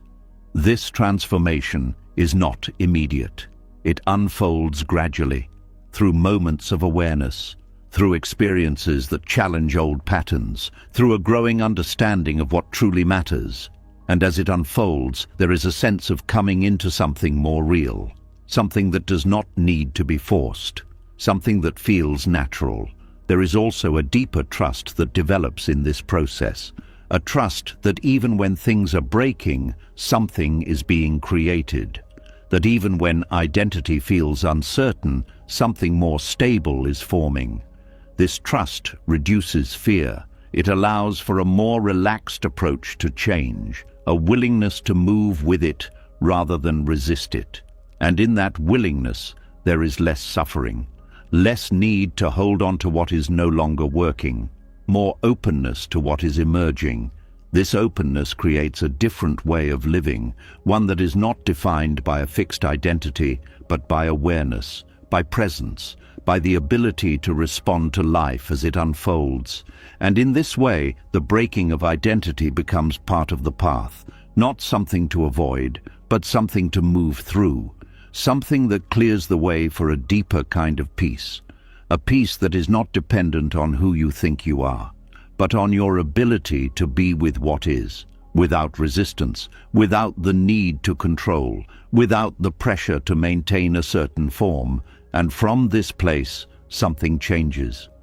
Life no longer feels like something that must be managed through identity. It becomes something that can be experienced directly, without the filter of who you think you should be, without the weight of expectations, without the need to hold everything together.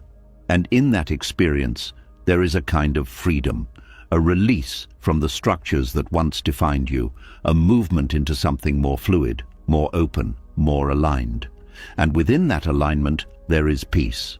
Not because everything is perfect, but because you are no longer trying to be something that cannot carry it. You are allowing yourself to become something that can.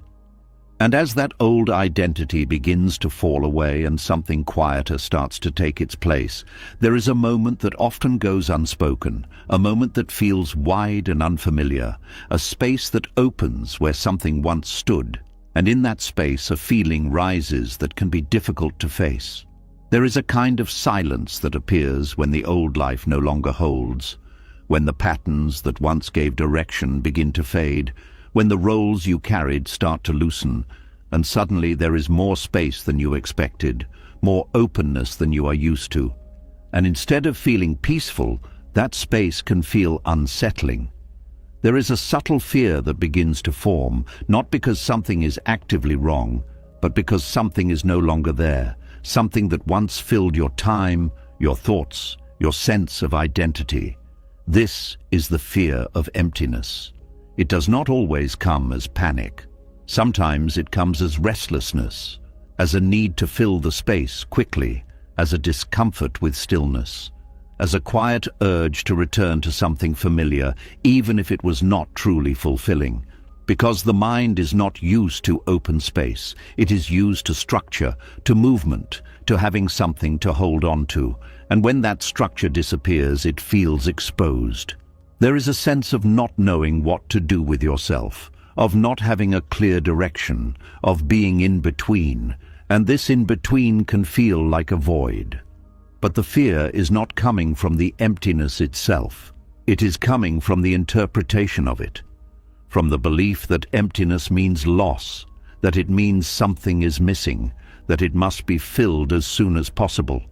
But emptiness, in a deeper sense, is not absence. It is openness. It is space that is no longer occupied by what no longer fits. It is room for something new to emerge. But this is not immediately obvious, because the mind is focused on what is no longer there, on what has ended, on what has been removed. And this focus creates a sense of lack, a feeling that something important is gone. There is also a deeper emotional layer here, because the old life, even if it was not fully aligned, provided a sense of familiarity. It created routines. It gave a sense of knowing what comes next. And when that is gone, there is a loss of predictability, a loss of certainty. And this can feel like losing ground, like stepping into something without a clear path. This is where fear begins to grow, not because the space itself is dangerous, but because it is unknown. And the mind often associates the unknown with risk, with instability, with something to be avoided, so it tries to escape. It looks for ways to fill the space, to create new plans, to rebuild structure quickly, to return to something that feels stable. But rushing to fill emptiness can prevent something important from happening, because that space is not empty in the way it seems. It is full of potential, full of possibilities that cannot appear when everything is already defined. There is a kind of richness in emptiness that is not immediately visible because it does not present itself as something concrete. It does not offer clear answers. It does not provide instant direction, but it holds the conditions for something new to form, something that is not shaped by old patterns, something that is not driven by past expectations. Allowing this space to exist without rushing to fill it requires a different kind of courage. Not the courage to act, but the courage to stay, to remain present in the openness, to sit with the discomfort without immediately trying to change it.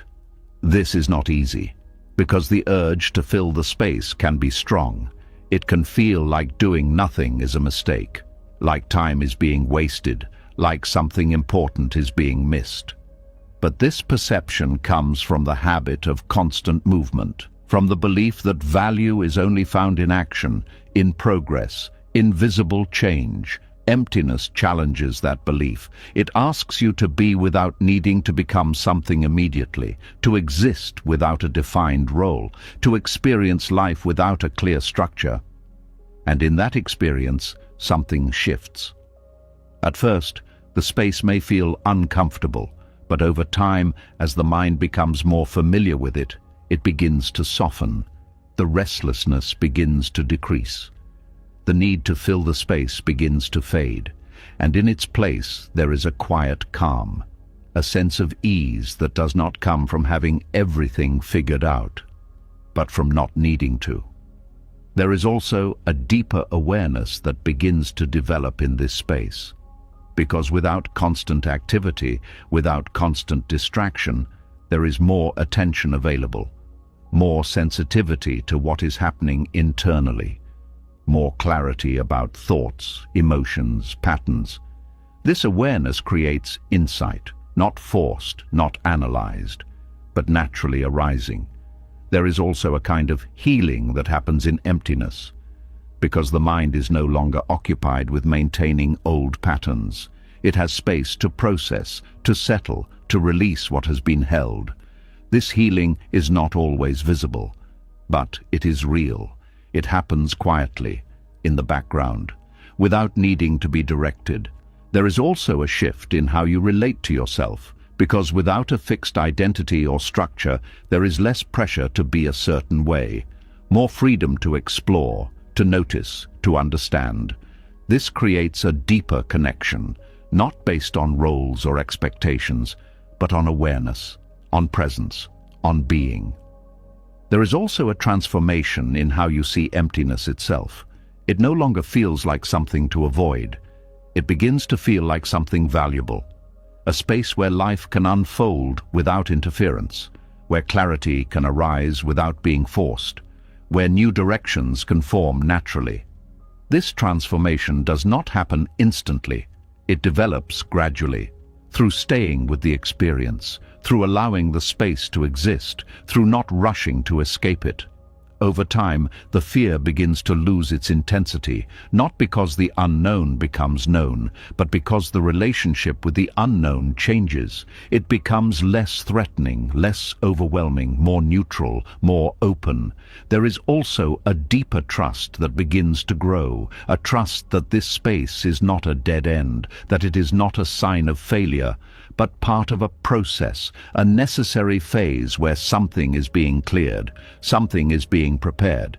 This trust allows you to remain present without needing immediate answers, without needing to define the next step right away. And in that presence, something begins to emerge, not all at once, not in a clear and structured way, but gradually, in small movements, in subtle shifts, in a sense of direction that feels natural rather than forced. This emergence is different from what was planned before. It is not based on old expectations. It is shaped by what is now possible, by what is aligned with the present moment. And because it arises from emptiness, it carries a different quality.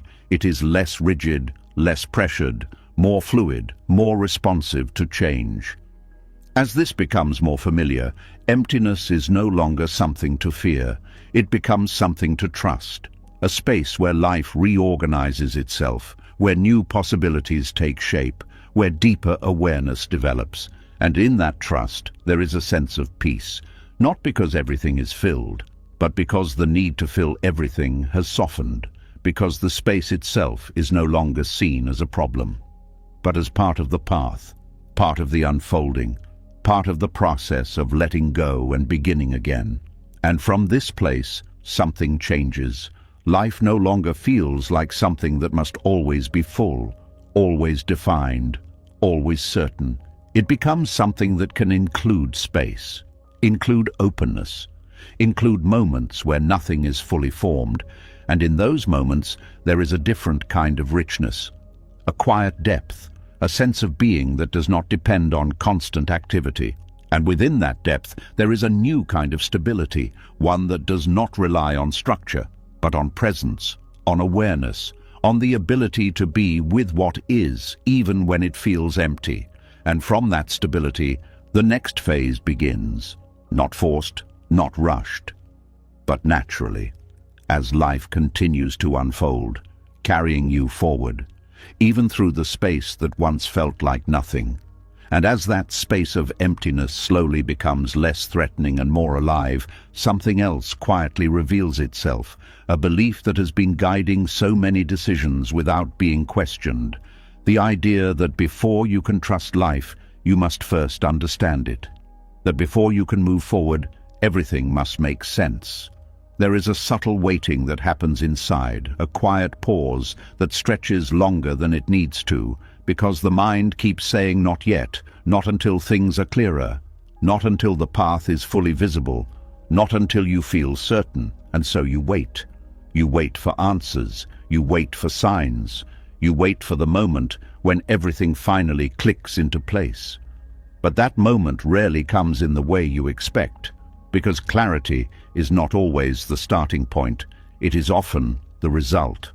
There is a deep habit in the mind to believe that understanding must come first, that trust is something earned only after everything has been explained, mapped out, secured. But life does not move that way. It unfolds step by step, often without revealing the full picture, often asking for movement before certainty appears. And this creates a tension because part of you wants to move, to take the next step, to continue unfolding. And another part holds back, waiting for clarity, waiting for reassurance, waiting for something solid to remove all doubt. This tension can keep you stuck in a quiet loop, thinking, analyzing, questioning, trying to figure everything out before acting. And while this may feel like caution, it often becomes a form of delay, not because you are incapable, but because the condition you are waiting for may never fully arrive. Clarity is not always something that appears before action. It is often something that grows through action, through movement, through experience, through being in the process rather than standing outside of it, trying to understand it completely. The fantasy that clarity must come first creates a kind of paralysis, because the mind is trying to solve something that cannot be fully solved in advance. It is trying to predict outcomes that depend on factors that are not yet present. It is trying to control uncertainty by turning it into certainty before anything has actually happened. And this effort becomes exhausting because no amount of thinking can fully remove the unknown. There will always be variables. There will always be aspects of life that cannot be predicted. And when the mind insists on full clarity before trust, it creates a condition that is almost impossible to meet. So trust is delayed, movement is postponed, life is placed on hold. There is also a deeper emotional layer to this, because the need for clarity is often connected to fear. Fear of making the wrong decision, fear of failing, fear of stepping into something that might not work out. And clarity feels like protection. It feels like a way to reduce risk, to ensure that everything will be okay. But this protection is not complete, because even with clarity, outcomes cannot be guaranteed. Even with understanding, life can still change. And so the search for clarity becomes endless, always just one more answer away, always just one more piece of information needed, but never fully satisfied. Buddhist teachings offer a different way of seeing this. They suggest that trust does not come from knowing everything. It comes from being willing to move without knowing everything, from accepting that uncertainty is part of the path, not something to be removed, but something to be included. This kind of trust is not blind, it is grounded in presence, in the ability to respond to what is happening now rather than trying to control what might happen later. There is a shift that begins to happen when this is understood. The focus moves away from needing to understand everything in advance and toward being fully engaged with the present moment. Instead of asking what will happen, the question becomes, what is needed now? What is the next step that can be taken, even without full clarity? This shift reduces the pressure, because the mind no longer has to hold the entire future at once. It only needs to be present with what is here.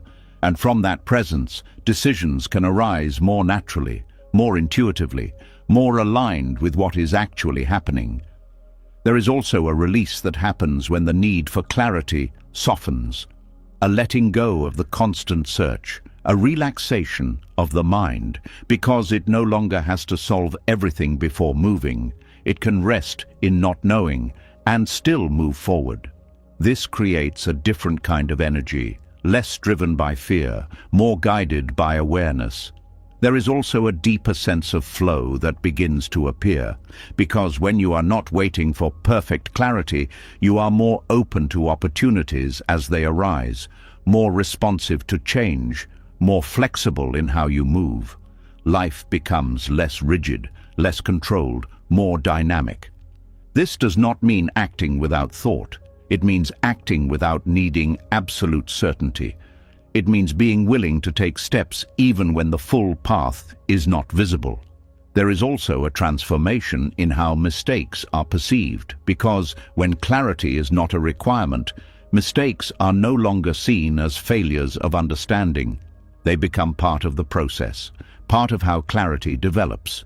This reduces fear. It allows for experimentation, for learning through experience, rather than trying to avoid all possible errors in advance. Over time, this changes the relationship with uncertainty. It is no longer something that blocks movement. It becomes something that accompanies it, something that is present but not limiting. There is also a deeper trust in yourself that begins to form, a recognition that even without full clarity, you are capable of responding, of adjusting, of navigating whatever arises. This trust is built through experience, through moving forward despite uncertainty and seeing that you can handle what comes. And each time this happens, the need for clarity before trust becomes less strong. There is also a shift in how time is experienced. Because when you are not waiting for clarity, there is less delay, less hesitation, more engagement with the present. This creates a sense of momentum, not forced, but natural. A movement that comes from being involved rather than standing back. There is also a deeper connection to life itself. Because when you are not trying to fully understand everything before engaging, you are more present, more open, more aware of what is actually happening. And in that awareness, there is a richness, a depth that is not available when the mind is focused only on figuring things out. As this becomes more familiar, the need for clarity begins to fade, not completely, but enough to allow trust to emerge. Trust that does not depend on having all the answers. Trust that exists even when things are not fully understood. This trust is quiet. It does not announce itself. It shows up as a willingness to move, to take the next step, to continue unfolding, even when the path is not fully clear.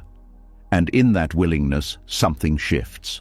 Life begins to feel less like a puzzle to solve and more like something to experience, something to move through, something that reveals itself over time, not all at once, but gradually. As you stay present, as you continue, as you allow clarity to arise from the process rather than demanding it before the process begins. And from this place, something new becomes possible, a way of living that is not dependent on certainty, a way of moving that is not blocked by not knowing, a way of trusting that does not require full understanding. And in that way of living, there is a kind of freedom, a release from the need to have everything figured out, a return to the present moment where life is actually happening, where decisions can be made, where movement can occur, where trust can exist, even in the absence of clarity. And in that trust, something deeper unfolds. A connection to life that is not based on control, but on participation, on being part of the process, on allowing things to reveal themselves in their own time. And within that unfolding, there is peace. Not because everything is known, but because not everything needs to be known for life to continue, for you to move, for you to trust. And that realization changes everything. And as that quiet trust begins to grow, even without full clarity, another confusion often rises, something that feels similar on the surface, but carries a very different meaning underneath. The fear that if you stop holding so tightly, if you stop pushing, if you stop forcing, then you are giving up.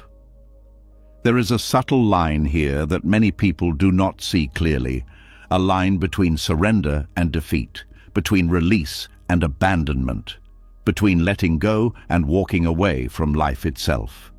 And because that line feels unclear, the mind hesitates. It asks, if I stop trying so hard, will everything fall apart? If I loosen my grip, will I lose what matters? If I accept things as they are, does that mean I no longer care? These questions create tension. They keep you holding on, even when holding on is what is causing the pain. There is a deep misunderstanding in this space, because giving up and letting go are not the same. Giving up comes from exhaustion mixed with hopelessness. It carries a sense of collapse, A feeling that nothing can be done, that effort is pointless, that there is no way forward. It is heavy. It closes things down. It disconnects you from life. Letting go is different. It does not come from hopelessness. It comes from clarity, from seeing that what you are holding on to is no longer serving you, that the effort being applied is creating more suffering than movement, that the attachment is tighter than it needs to be. Letting go is not about stopping completely. It is about releasing the struggle, releasing the need to force a specific outcome, releasing the grip that is causing tension. This difference is subtle but powerful, because from the outside, both can look like stepping back. But internally, they come from very different places. One is rooted in defeat. The other is rooted in awareness. When you give up, there is a withdrawal, a shutting down, a loss of connection to purpose, to movement, to possibility. When you let go, there is a softening, a release of pressure, a return to presence. Movement does not stop, it changes. It becomes less forced, less rigid, more aligned. There is also a difference in how energy feels in both states. Giving up drains energy. It leaves you feeling empty in a heavy way, disconnected. Still, letting go restores energy, not immediately in a dramatic way, but gradually, because the effort that was once spent on resistance is no longer needed. That energy becomes available again, for awareness, for response, for movement that is not driven by tension. There is also a difference in how the future is experienced. When you give up, the future feels closed, limited. There is little expectation of change. When you let go, the future remains open, not controlled, not fully known, but still possible, still unfolding, still alive. This openness is important because it allows new directions to appear, directions that could not be seen while you were holding tightly to a specific outcome. There is also a shift in how you relate to what you are releasing. Giving up often carries regret, a sense that something was lost, that something should have worked but did not. Letting go carries understanding, a recognition that what was being held is no longer aligned, that continuing to hold it would create more suffering. That release is not failure, it is adjustment, it is realignment. There is also a deeper emotional clarity in letting go, because it involves acknowledging what is true, without forcing it to be something else, without pretending, without resisting. This honesty creates a sense of peace, not because everything is perfect, but because there is no longer a fight between what is and what is wanted. Buddhist teachings often point to this distinction. They show that attachment creates suffering, not because desire itself is wrong, but because clinging to a specific outcome creates tension. And when that tension is released, there is relief, not from giving up on life, but from no longer forcing life into a specific form. Letting go does not mean you stop caring. It means you care without needing control. It means you remain engaged without being attached to a specific result. It means you continue moving without carrying the weight of expectation. There is also a deeper sense of trust in letting go, a trust that life can unfold without being tightly managed, that things can move without being forced, that outcomes can shift without everything falling apart. This trust is not blind. It is built through experience, through seeing that when you release control, things do not collapse. They change, they adjust, they find their own direction. There is also a kind of humility in letting go, a recognition that not everything can be controlled, that not everything needs to be held, that sometimes the most skillful action is to release rather than to push. This humility softens the mind. It reduces the need to constantly prove something, to constantly achieve, to constantly maintain. It allows for a more relaxed way of being, one that is not driven by pressure, but by awareness. There is also a difference in how pain is experienced. When you give up, pain often lingers because it is mixed with resistance, with regret, with a sense of loss. When you let go, pain may still be present, but it is cleaner, less complicated, because it is not being resisted, it is being allowed, and in that allowing, it can move, it can change, it can pass. There is also a shift in how decisions are made. Giving up often leads to avoidance, to stepping away from engagement, to not wanting to try again. Letting go leads to clarity, to seeing what is needed now, to making choices that are not based on past attachment, but on present awareness. This creates a different kind of movement, one that is not reactive, but responsive, one that is not forced, but natural. There is also a deeper sense of alignment that begins to appear, because when you let go of what is not working, you create space for what does. You remove the tension that was blocking movement. You allow life to reorganize itself. And in that reorganization, there is a flow, a sense of things moving more smoothly. Not because everything is easy, but because there is less resistance, less force, less struggle. Over time, this distinction becomes clearer. Not as an idea, but as an experience. You begin to feel the difference in your body, in your mind, in your energy. You notice when you are holding too tightly, when effort turns into strain, when persistence turns into pressure. And in those moments, there is an opportunity to soften, to release, to let go. This does not mean stopping completely. It means adjusting. It means finding a different way to engage, one that does not create unnecessary suffering. There is also a deeper freedom in letting go, because you are no longer bound to a specific outcome. You are no longer limited by a fixed expectation. You are open, flexible, able to move in ways that were not previously considered. This flexibility allows for growth, for change, for new possibilities to emerge, and in that openness there is a sense of ease, a reduction in pressure, a feeling that life is not something you have to control completely, but something you can move with.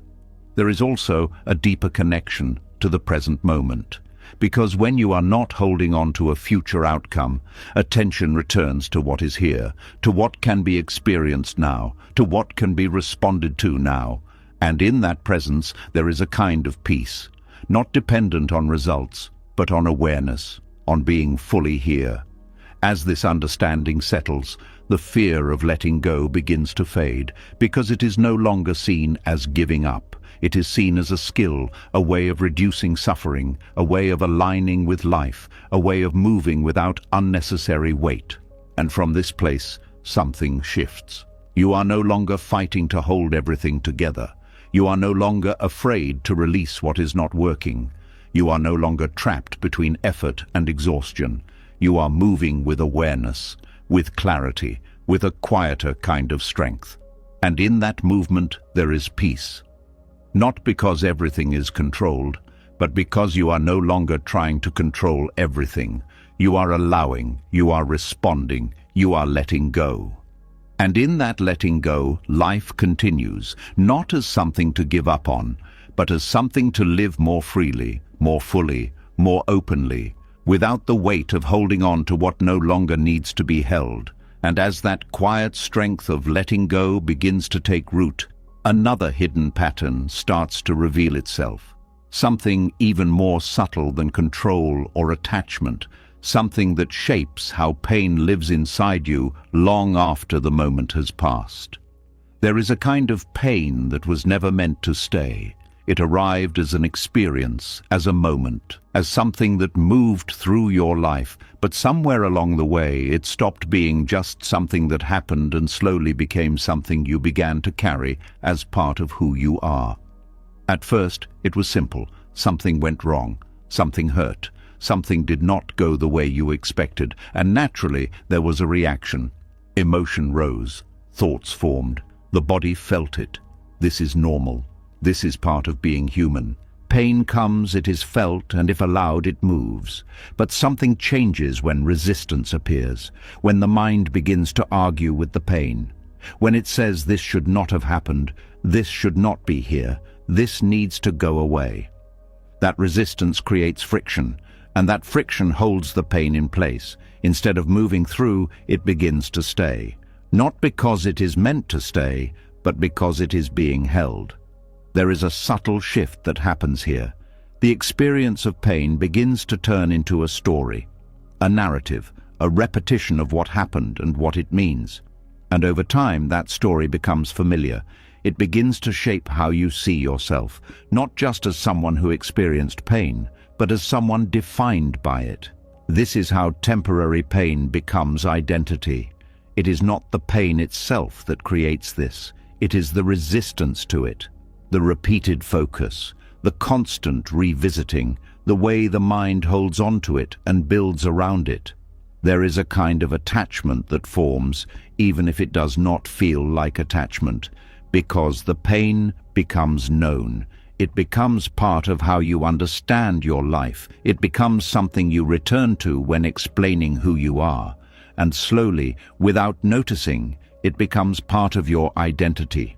This identity can take many forms. It can be the person who was hurt, the one who was rejected, the one who failed, the one who did not get what they deserved. These labels may not be spoken out loud, but they exist internally. They shape perception. They influence decisions. They create patterns. And once pain becomes identity, it becomes harder to release. Because letting it go no longer feels like releasing an experience. It feels like losing a part of yourself. There is also a deeper emotional layer to this, because identity creates a sense of stability. Even if that identity is based on pain, it is familiar. It provides a way to understand yourself, and the mind often prefers familiar discomfort over unfamiliar openness, so it holds on to the pain, not consciously, but through repetition, through thought, through memory, through the way it continues to relate to the past. This repetition strengthens the identity. It keeps the pain active. It prevents it from fading naturally. There is also a subtle reinforcement that happens through attention. What the mind focuses on grows, and when attention is repeatedly directed toward past pain, it remains present, not as a current experience, but as a continued mental and emotional state. This is why resistance is so powerful, because it keeps the mind engaged with what it is trying to avoid. It creates a loop. The more you resist, the more you think about it. The more you think about it, the more it feels like part of you. Breaking this loop does not come from forcing the pain away. It comes from changing the relationship with it, from allowing it to be experienced without turning it into a fixed story, without attaching it to identity. This does not mean ignoring it. It means seeing it clearly, feeling it fully, without adding layers of meaning that extend beyond the moment. There is a difference between feeling pain and becoming it. Feeling pain is direct. It is immediate. It moves. Becoming it is indirect. It is constructed. It is maintained through thought and identification. When this distinction becomes clear, something begins to shift. You start to notice when the mind is turning an experience into a story, when it is adding meaning, when it is reinforcing identity, and in that noticing there is space. Space to not follow the pattern. Space to let the experience remain what it is, temporary. There is also a release that begins to happen when resistance softens, because without resistance, pain does not need to be held. It can move, it can change, it can fade, not instantly, but naturally, without being reinforced. This release creates a different kind of lightness, not because nothing hurts, but because what hurts is not being turned into something permanent. There is also a deeper understanding that develops. That pain is part of life, but it is not the definition of life, that experiences come and go, that they do not need to be carried as identity. This understanding reduces the need to hold on to the past. It allows for a more fluid sense of self, one that is not fixed, one that can change, that can grow, that is not limited by previous experiences. There is also a shift in how you relate to yourself. Because when identity is not tied to pain, there is less self-judgment, less labeling, more openness, more compassion. You are no longer seen as someone defined by what happened, but as someone who experienced it and continues to move. This creates a sense of freedom, because you are not bound to a fixed story. You are not limited by past definitions. You are open, able to evolve, able to respond differently. There is also a deeper connection to the present moment, because when the mind is not constantly referencing past pain, attention is available for what is happening now, for current experiences, for new possibilities. This presence allows for a different kind of life, one that is not shaped by what was, but by what is. Over time, the identity built around pain begins to loosen, not because it is forced to disappear, but because it is no longer reinforced. It is no longer fed by resistance. It is no longer repeated through constant attention. And in that loosening, something new emerges. A sense of self that is not defined by suffering, but by awareness, by presence, by the ability to experience without becoming attached. There is also a deeper sense of peace that becomes possible, because when pain is not turned into identity, it does not stay. It passes, it changes, it becomes part of the flow of experience, rather than something that is carried indefinitely. This peace is not the absence of pain, it is the absence of identification with pain, a subtle but powerful difference. As this becomes more familiar, the relationship with life changes. Challenges are still experienced. Difficult moments still arise, but they are not turned into permanent labels. They are not used to define who you are. They are allowed to be what they are, temporary, part of the movement of life. And in this way, resistance loses its power, because it is no longer needed to control or define experience. It is seen for what it is, a reaction that creates more suffering. And in that seeing, it begins to fade, not completely, but enough to create space for awareness, for presence, for a different way of relating to life. And in that space, something important happens. You begin to live without carrying everything that has happened to you. You begin to move without the weight of constant identification. You begin to experience without turning every moment into a story. And in that movement, there is a kind of lightness, a sense of being that is not defined by the past, but open to the present. And from that openness, life continues, not as something shaped by resistance, but as something that flows, changes, unfolds, without needing to become something you hold on to. And in that unfolding, there is freedom. Not because nothing has happened, but because what has happened is no longer who you are. And as that weight of identity built around pain begins to loosen, something else quietly challenges the way you see your path. Something that questions a belief you may not even realize you hold, the idea that growth must feel peaceful, that transformation must look calm, that anything meaningful must carry a sense of light and clarity. But life does not always look like that. There are moments that feel ordinary, messy, frustrating, even disappointing, moments that seem far from anything spiritual, moments where nothing feels meaningful, where nothing feels guided, where everything just feels like confusion, delay, or struggle. And in those moments, something inside begins to doubt. It asks, where is the meaning in this? Where is the growth? Where is the purpose? How can this possibly be part of something deeper when it feels so ordinary, so disconnected, so far from anything that resembles peace?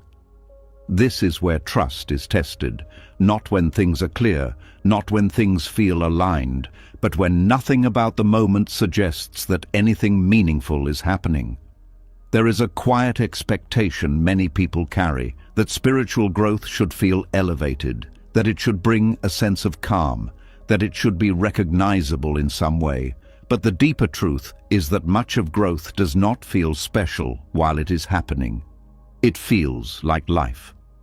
Unpolished, uncertain, sometimes even disappointing. The mind struggles with this because it looks for signs. It looks for confirmation that something important is taking place. And when those signs are not obvious, it begins to question the process. It begins to doubt whether anything meaningful is unfolding at all.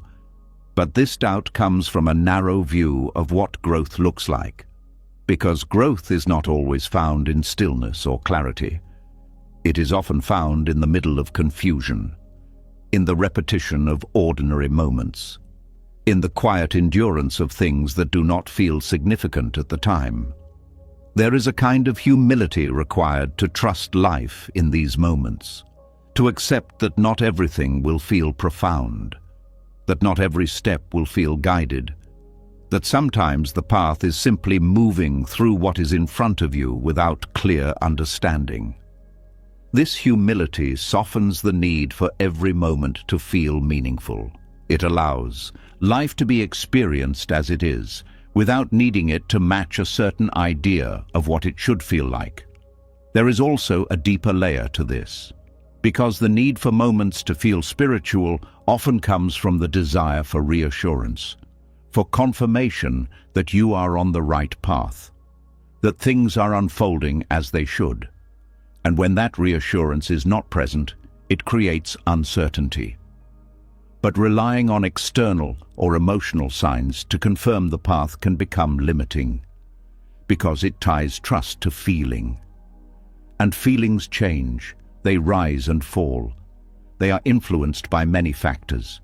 They are not always reliable indicators of what is truly happening. Trust that depends on feeling will always be unstable, because when the feeling fades, the trust fades with it. But trust that is grounded in awareness is different. It does not depend on how the moment feels. It depends on the understanding that life is unfolding, even when it does not feel like it.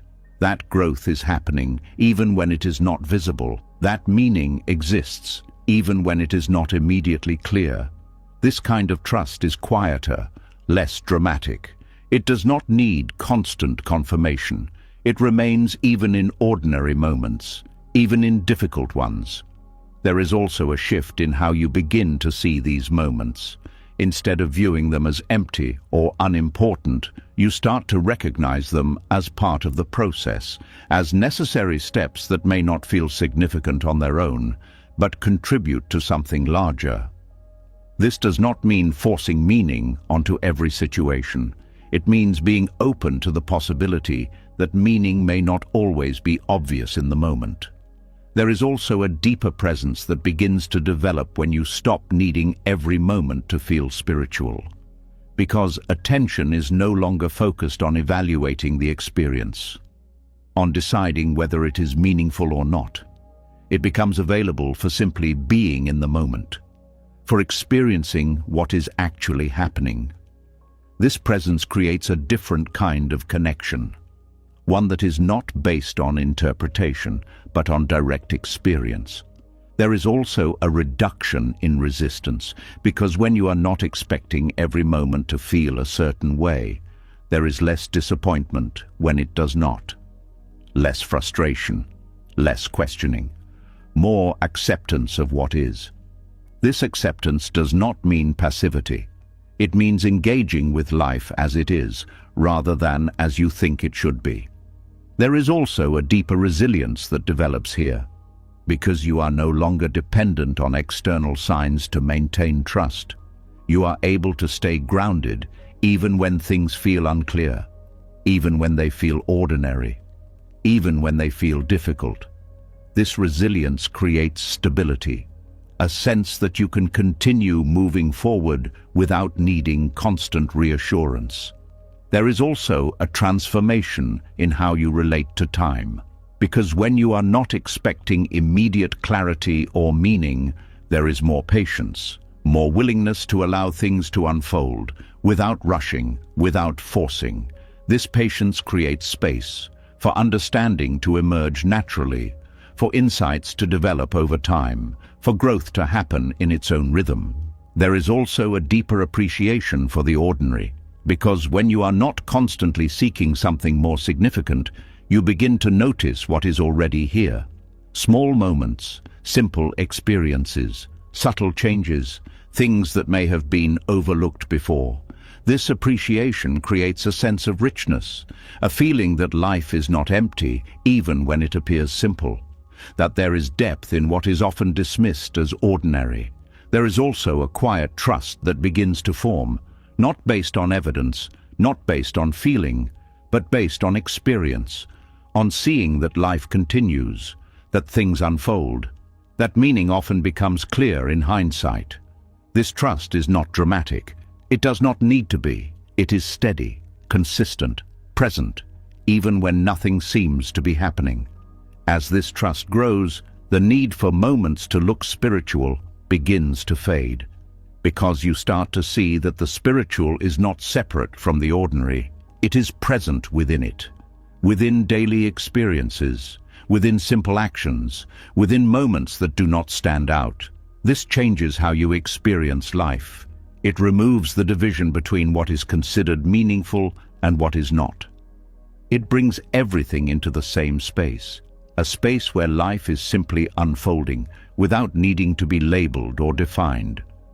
There is also a deeper sense of ease that develops, because you are no longer searching for something more, no longer waiting for a special moment. You are here, with what is, and that is enough. This does not remove challenges, but it changes how they are experienced. They are no longer seen as interruptions, but as part of the path, as part of the unfolding, as part of the process of living. There is also a subtle shift in identity, because when you are not defining your path based on how it feels, there is less pressure to be a certain way, less need to appear calm or centered or aligned at all times, more freedom to be real, to experience the full range of life without judgment. This creates authenticity, a way of being that is not forced, that is not shaped by expectations, but by presence. Over time, this way of relating to life becomes natural, less effortful, more integrated. Trust is no longer something you try to create. It is something that exists quietly in the background, supporting your movement, even when you are not thinking about it. And from this place, something shifts. Life no longer needs to look a certain way for you to trust it. It no longer needs to feel a certain way for you to believe in it. It is enough that it is happening, that you are here, that you are moving through it. And in that simplicity, there is a kind of peace, not because everything is clear, but because clarity is no longer required for trust to exist. You are able to stay, to continue, to move forward, even when nothing about the moment feels special, because you understand something deeper, that life does not need to look spiritual to be meaningful, that growth does not need to feel profound to be real, that trust does not need constant confirmation to be true, and in that understanding, there is freedom, a release from the need to define every moment, a return to simply living, fully, presently, without needing it to be anything other than what it is. And in that presence, something deeper unfolds, quietly, naturally, without needing to be seen, but felt, in the way you move, in the way you respond, in the way you trust, even when nothing looks like it should. And as that deeper trust begins to hold even when nothing looks meaningful on the surface, something even more challenging quietly appears, something the mind resists almost instantly, the simple fact that sometimes there is no clear reason, no explanation, no answer that satisfies the question why. There is a question that rises in difficult moments, not loudly but persistently, a question that searches for meaning, for logic, for something that can make sense of what is happening, and when that answer does not come, a different kind of discomfort begins to grow. There is a weight in not knowing why, a subtle tension that feels unfinished, a sense that something is missing, that something has not been resolved, that without an answer, the experience itself feels incomplete, and so the mind begins to search. It looks for patterns, it creates explanations. It tries to connect events into a story that feels understandable, because understanding feels like control. It feels like stability. It gives the illusion that if something can be explained, it can be managed. But there are moments in life that do not offer that clarity. Moments where no matter how much you think, how much you analyze, how much you try to understand, the reason does not become clear. And this is where humility begins. Not the kind that lowers you, but the kind that softens you. The kind that allows you to step back from the need to know everything. There is a quiet strength in being able to sit with not knowing, to experience something without immediately trying to explain it, to allow life to be what it is, even when it does not make sense. This is not something the mind is used to, because it has been trained to solve, to understand, to create meaning. And when that ability is limited, it can feel like something is wrong. But not knowing is not a failure, it is a space where the mind does not have to control everything, where it can rest from constant explanation. There is also a deeper layer to this, because the need to know why is often connected to a desire for reassurance, a belief that if the reason is understood, then the experience will feel easier to accept. That if there is a purpose, then the pain is justified. But this connection can become a barrier, because it places acceptance behind understanding. It says, I will be okay once I know why. And when that knowing does not come, acceptance is delayed. This creates a loop, a constant waiting, a feeling that something must be resolved before peace can exist. But peace does not always come from answers. Sometimes it comes from letting go of the need for them, from allowing the experience to be what it is without needing to define it. This is where humility becomes important, because it acknowledges the limits of understanding. It recognizes that not everything can be known, that life is larger than the mind's ability to explain it, and in that recognition there is a release, a softening of the need to control. There is also a shift in how you relate to experience, because when you are not focused on why, attention moves to what is, to the present moment, to what can be felt, to what is actually happening rather than what it means. This shift creates a different kind of awareness, one that is more direct, less filtered through thought, more connected to reality. There is also a reduction in mental strain, because the mind is no longer working constantly to find answers. It is allowed to rest, to observe, to be. This rest creates space for clarity to arise naturally if it comes, but also space for acceptance even if it does not. There is also a deeper emotional stability that begins to develop, because when you are not dependent on understanding, your sense of peace is less affected by uncertainty.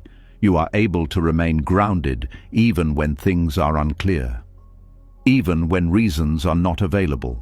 This stability is not based on knowledge, it is based on presence, on the ability to stay with what is happening without needing to change it immediately. There is also a kind of honesty in this, because not knowing requires you to admit that you do not have all the answers, that you cannot fully control or predict life. This honesty removes the pressure to appear certain, to have everything figured out. It allows for a more authentic way of being, one that is open, flexible, responsive.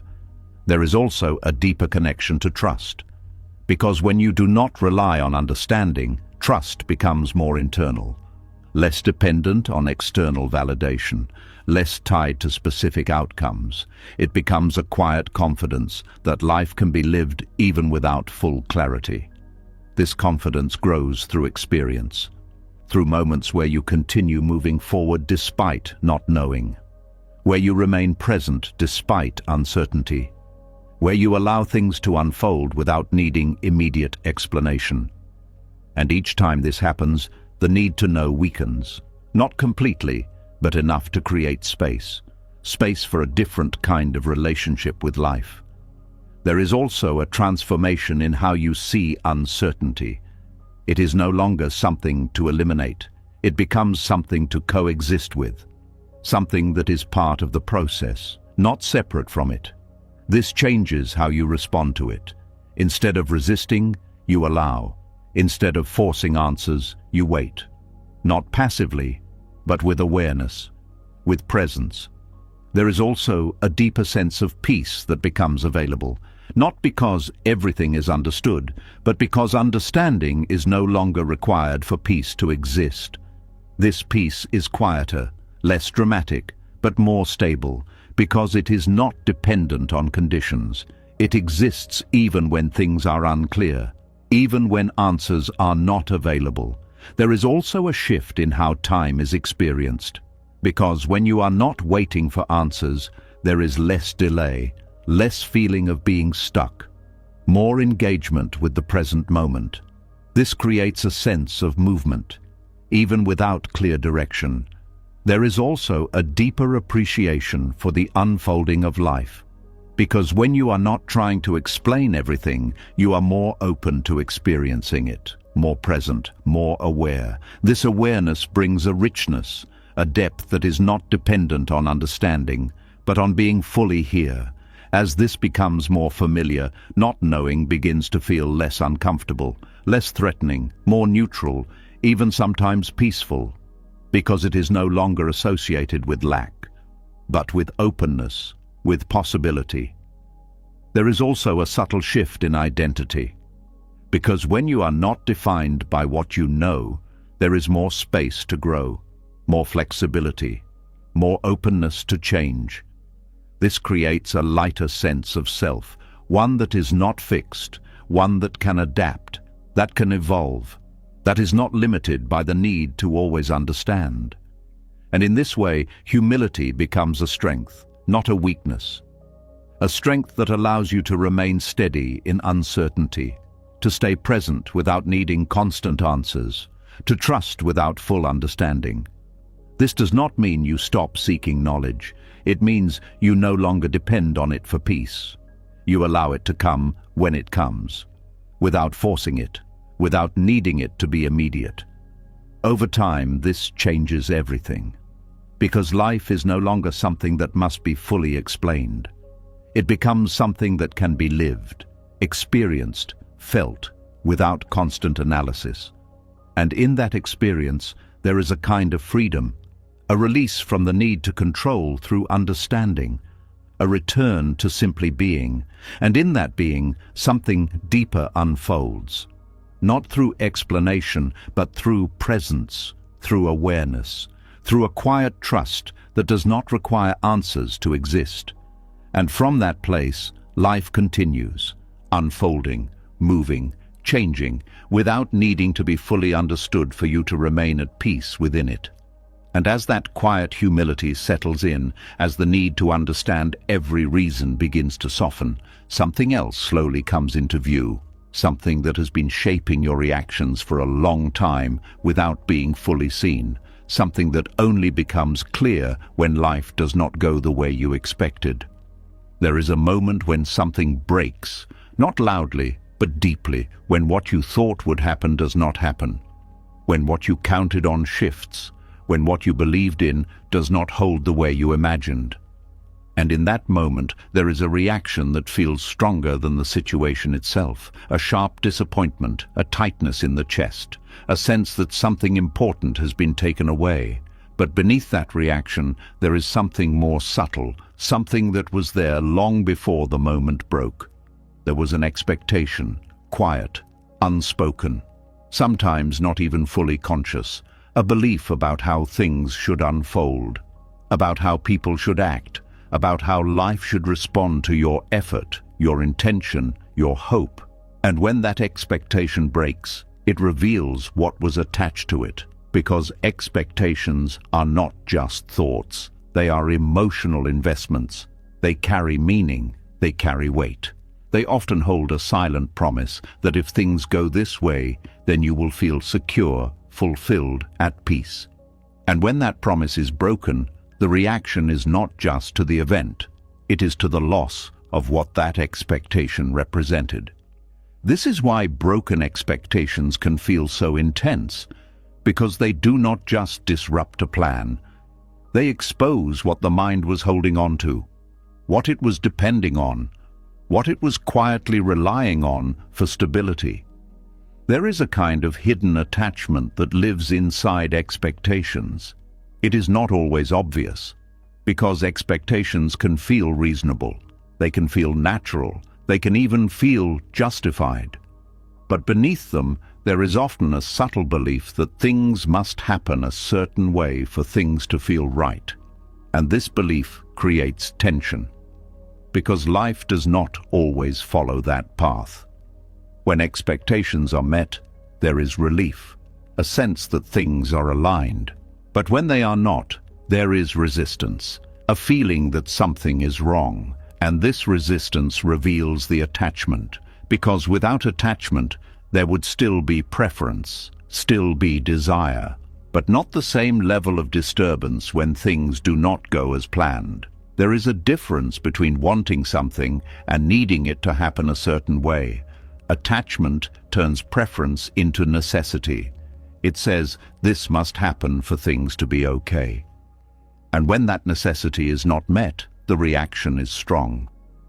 There is also a deeper layer to this, because expectations are often connected to identity, to how you see yourself, to what you believe your life should look like. And when those expectations break, it can feel like something about you has been challenged, not just externally, but internally.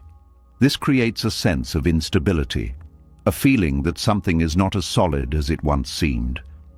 But this instability also creates an opportunity, because when expectations break, they expose what was hidden. They reveal the attachments that were not fully seen, and in that revelation, there is a chance to understand yourself more deeply, to see what you were holding on to recognize where your sense of peace was tied to external outcomes. This recognition is not always comfortable, because it requires honesty, a willingness to see where attachment exists, without judgment, without trying to immediately fix it, just seeing it clearly. There is also a shift that begins to happen when this is seen, because once an attachment is recognized, it loses some of its power. It is no longer invisible. It is no longer operating in the background without awareness. It becomes something that can be observed, something that can be understood. And in that understanding, there is space to respond differently, space to not react in the same way. There is also a deeper sense of freedom that becomes possible, because when you are not tied to specific expectations, there is less pressure on life to unfold in a certain way. There is more openness, more flexibility, more willingness to accept different outcomes. This does not mean you stop having hopes or intentions. It means you hold them lightly, without turning them into rigid demands, without making them the condition for your peace. There is also a transformation in how disappointment is experienced, because when expectations are not held tightly, their breaking does not create the same level of pain. There is still feeling, still emotion, but it is not as heavy, not as overwhelming, because it is not tied to a strong attachment. This creates a more balanced emotional experience, one that allows for response without being consumed. There is also a deeper understanding that begins to form, that life does not exist to meet expectations, that it moves according to its own conditions, its own timing, its own unfolding. And when this is understood, there is less resistance when things do not go as planned. There is more acceptance, more alignment with reality. This alignment reduces suffering, because it removes the constant conflict between what is and what is expected. There is also a shift in how you relate to others, because expectations are often placed on people, on how they should behave, on how they should respond, and when those expectations are not met, it can create frustration, disappointment, even resentment. But when attachment to those expectations is released, there is more space for others to be as they are. more acceptance, more understanding. This does not mean tolerating harmful behavior. It means not imposing rigid expectations that create unnecessary tension. There is also a deeper compassion that develops, because when you see your own attachments, you begin to understand how others may be holding on to their own. This creates empathy, a recognition that everyone is navigating their own expectations, their own attachments, their own responses to life. There is also a sense of lightness that begins to appear, because when expectations are not held tightly, there is less pressure on every situation, less need for things to go a certain way, more ease in allowing life to unfold. This ease does not remove effort, but it changes its quality. Effort becomes more natural, less forced, less driven by the need to control outcomes. Over time, broken expectations are no longer seen only as disappointments. They become signals, indicators of where attachment exists, opportunities to see more clearly, to understand more deeply. This does not mean seeking disappointment, but it means not fearing it, not seeing it as something purely negative. There is also a deeper trust that begins to develop, a trust that even when expectations are not met, life continues, that new paths can emerge, that different outcomes can still hold value. This trust reduces the fear of things not going as planned. It allows for a more open approach to life, a willingness to move without needing guarantees. There is also a shift in how you experience the present moment, because when expectations are not dominating attention, there is more presence, more awareness of what is actually happening. This presence creates a richer experience, one that is not filtered through constant comparison, one that allows for direct engagement with life. As this becomes more familiar, the need to hold on to expectations begins to fade, not completely, but enough to create space. Space for flexibility, for openness, for a different way of relating to life. And in that space, something changes. Life feels less rigid, less controlled, more dynamic, more responsive. And within that responsiveness, there is a kind of peace. Not because everything goes as expected, but because expectations are no longer the measure of what is good or bad. Life is experienced more directly, more fully, without the constant need to shape it into a specific form. And in that experience, there is freedom, a release from the need to hold on to what was imagined, a return to what is real, and from that reality, something new can unfold, not limited by past expectations, but open to what is possible now.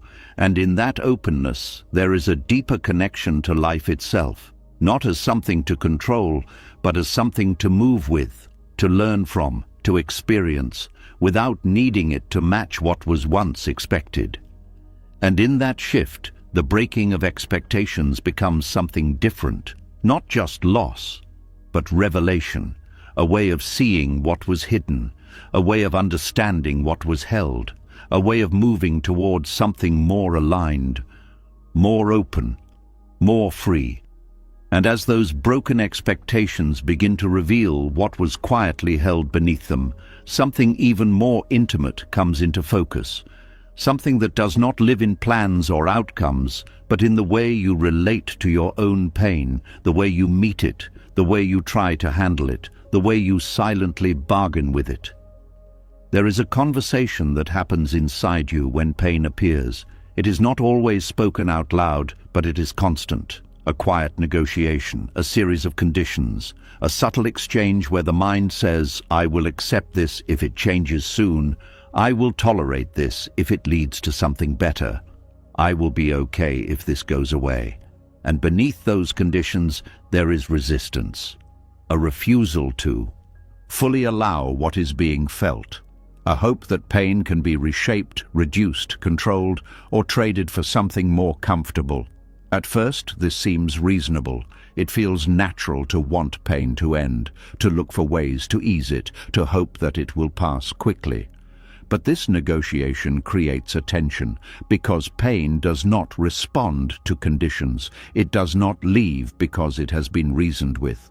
It does not change because the mind demands it, and so the negotiation continues, over and over, creating a loop where pain is not fully experienced, but not fully released either. This is where suffering deepens, not because pain is present, but because it is being resisted in a subtle, ongoing way. There is a difference between feeling pain and negotiating with it. Feeling pain is direct, it is immediate, it is honest. Negotiating with pain adds layers, thoughts, conditions, expectations. It turns a simple experience into a complex struggle, because the mind is no longer just feeling. It is trying to manage, to control, to find a way out. But this effort often prolongs what it is trying to end. There is a kind of exhaustion that comes from this, a quiet fatigue that builds when the mind is constantly trying to change what is being felt. It becomes heavy, not just emotionally, but physically. The body carries the tension. The breath becomes shallow, the mind becomes restless, always looking for a way to resolve what cannot be resolved through effort alone. There is also a deeper fear beneath this negotiation, a fear that if pain is fully allowed, it will overwhelm, that it will take over, that it will not end. So the mind tries to keep it at a distance, to control the exposure, to limit the intensity. But this distance prevents something important from happening. It prevents the natural movement of pain. Because pain, when allowed, has a rhythm. It rises, it peaks, it falls. But when it is resisted, it becomes stuck. It loses its natural flow. It remains present longer than it needs to, not because it is meant to stay, but because it is not being allowed to move. There is a shift that begins when this pattern is seen clearly, when you notice the negotiation, the subtle conditions, the quiet resistance, and instead of continuing that pattern, something softens, not forced, not dramatic, just a simple willingness to stop arguing, to stop bargaining, to stop trying to control what is being felt. This does not mean liking the pain. It does not mean agreeing with it. It means allowing it, letting it be present without trying to reshape it, without trying to make it something else. This allowing creates space, space where pain can move, where it can be experienced fully, without interference. And in that space, something begins to change. The intensity may still be there, but the struggle around it begins to fade. There is less tension, less resistance, more openness. This openness does not remove pain immediately, but it changes the experience of it. It becomes less complicated, less layered, more direct. And in that directness, there is a kind of clarity, a sense that what is being felt is not something to be solved, but something to be experienced. There is also a deeper trust that begins to develop, a trust in the body, in its ability to process, to move through emotion, to release what is held. This trust is not based on certainty, it is based on experience, on seeing that when pain is allowed, it changes. It does not stay in the same form. It evolves, it shifts, it eventually softens. There is also a release of control that happens here, because the need to manage every feeling begins to fade. The mind no longer feels responsible for fixing everything. It becomes quieter, more observant, less reactive. This quietness creates a different kind of presence, one that is not trying to escape, but is fully here with what is happening. There is also a deeper connection to the body, because when pain is not being resisted, it can be felt more clearly, not just as a concept, but as a physical experience, as sensations, as movement, as energy. This connection grounds the experience. It brings it out of the abstract and into the real. And in that reality, it becomes more manageable, more understandable, not through thought, but through direct experience. There is also a kind of compassion that begins to emerge. Because when you stop negotiating with pain, you begin to see it differently. Not as an enemy, not as something to fight, but as something that is part of being human, something that deserves space, that deserves attention, that deserves to be felt. This compassion softens the experience. It reduces the harshness, the judgment, the resistance.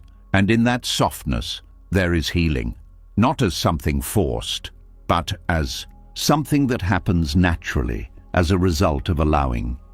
There is also a shift in how time is experienced, because when you are not waiting for pain to end, there is less urgency, less impatience, more presence. This presence allows the experience to unfold at its own pace, without pressure, without expectation.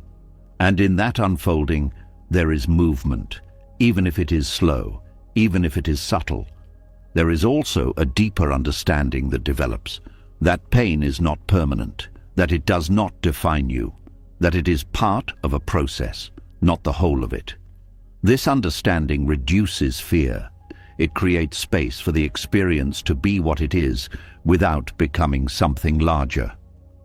Over time, the habit of negotiating begins to fade, not completely, but enough to create a different pattern, one where pain is met with awareness rather than resistance, with openness rather than control. This pattern creates a different relationship with life, one that is not based on avoiding discomfort, but on being able to move through it, with presence, with trust. There is also a sense of freedom that begins to appear, because when you are not constantly trying to change what you feel, there is less pressure, less effort, more ease. This ease does not come from the absence of pain. It comes from the absence of resistance. And in that ease, there is a kind of peace. Not because everything feels good, but because everything is allowed. As this becomes more familiar, something shifts. Pain no longer feels like something that must be solved immediately. It becomes something that can be experienced and released. Something that does not need to be held. Something that does not need to be negotiated. And in that shift, healing begins, not as a goal, not as something to achieve, but as a natural result of allowing what is, of stopping the constant effort to control, of letting the experience move through without interference. And from that place, something deeper unfolds, a sense of wholeness.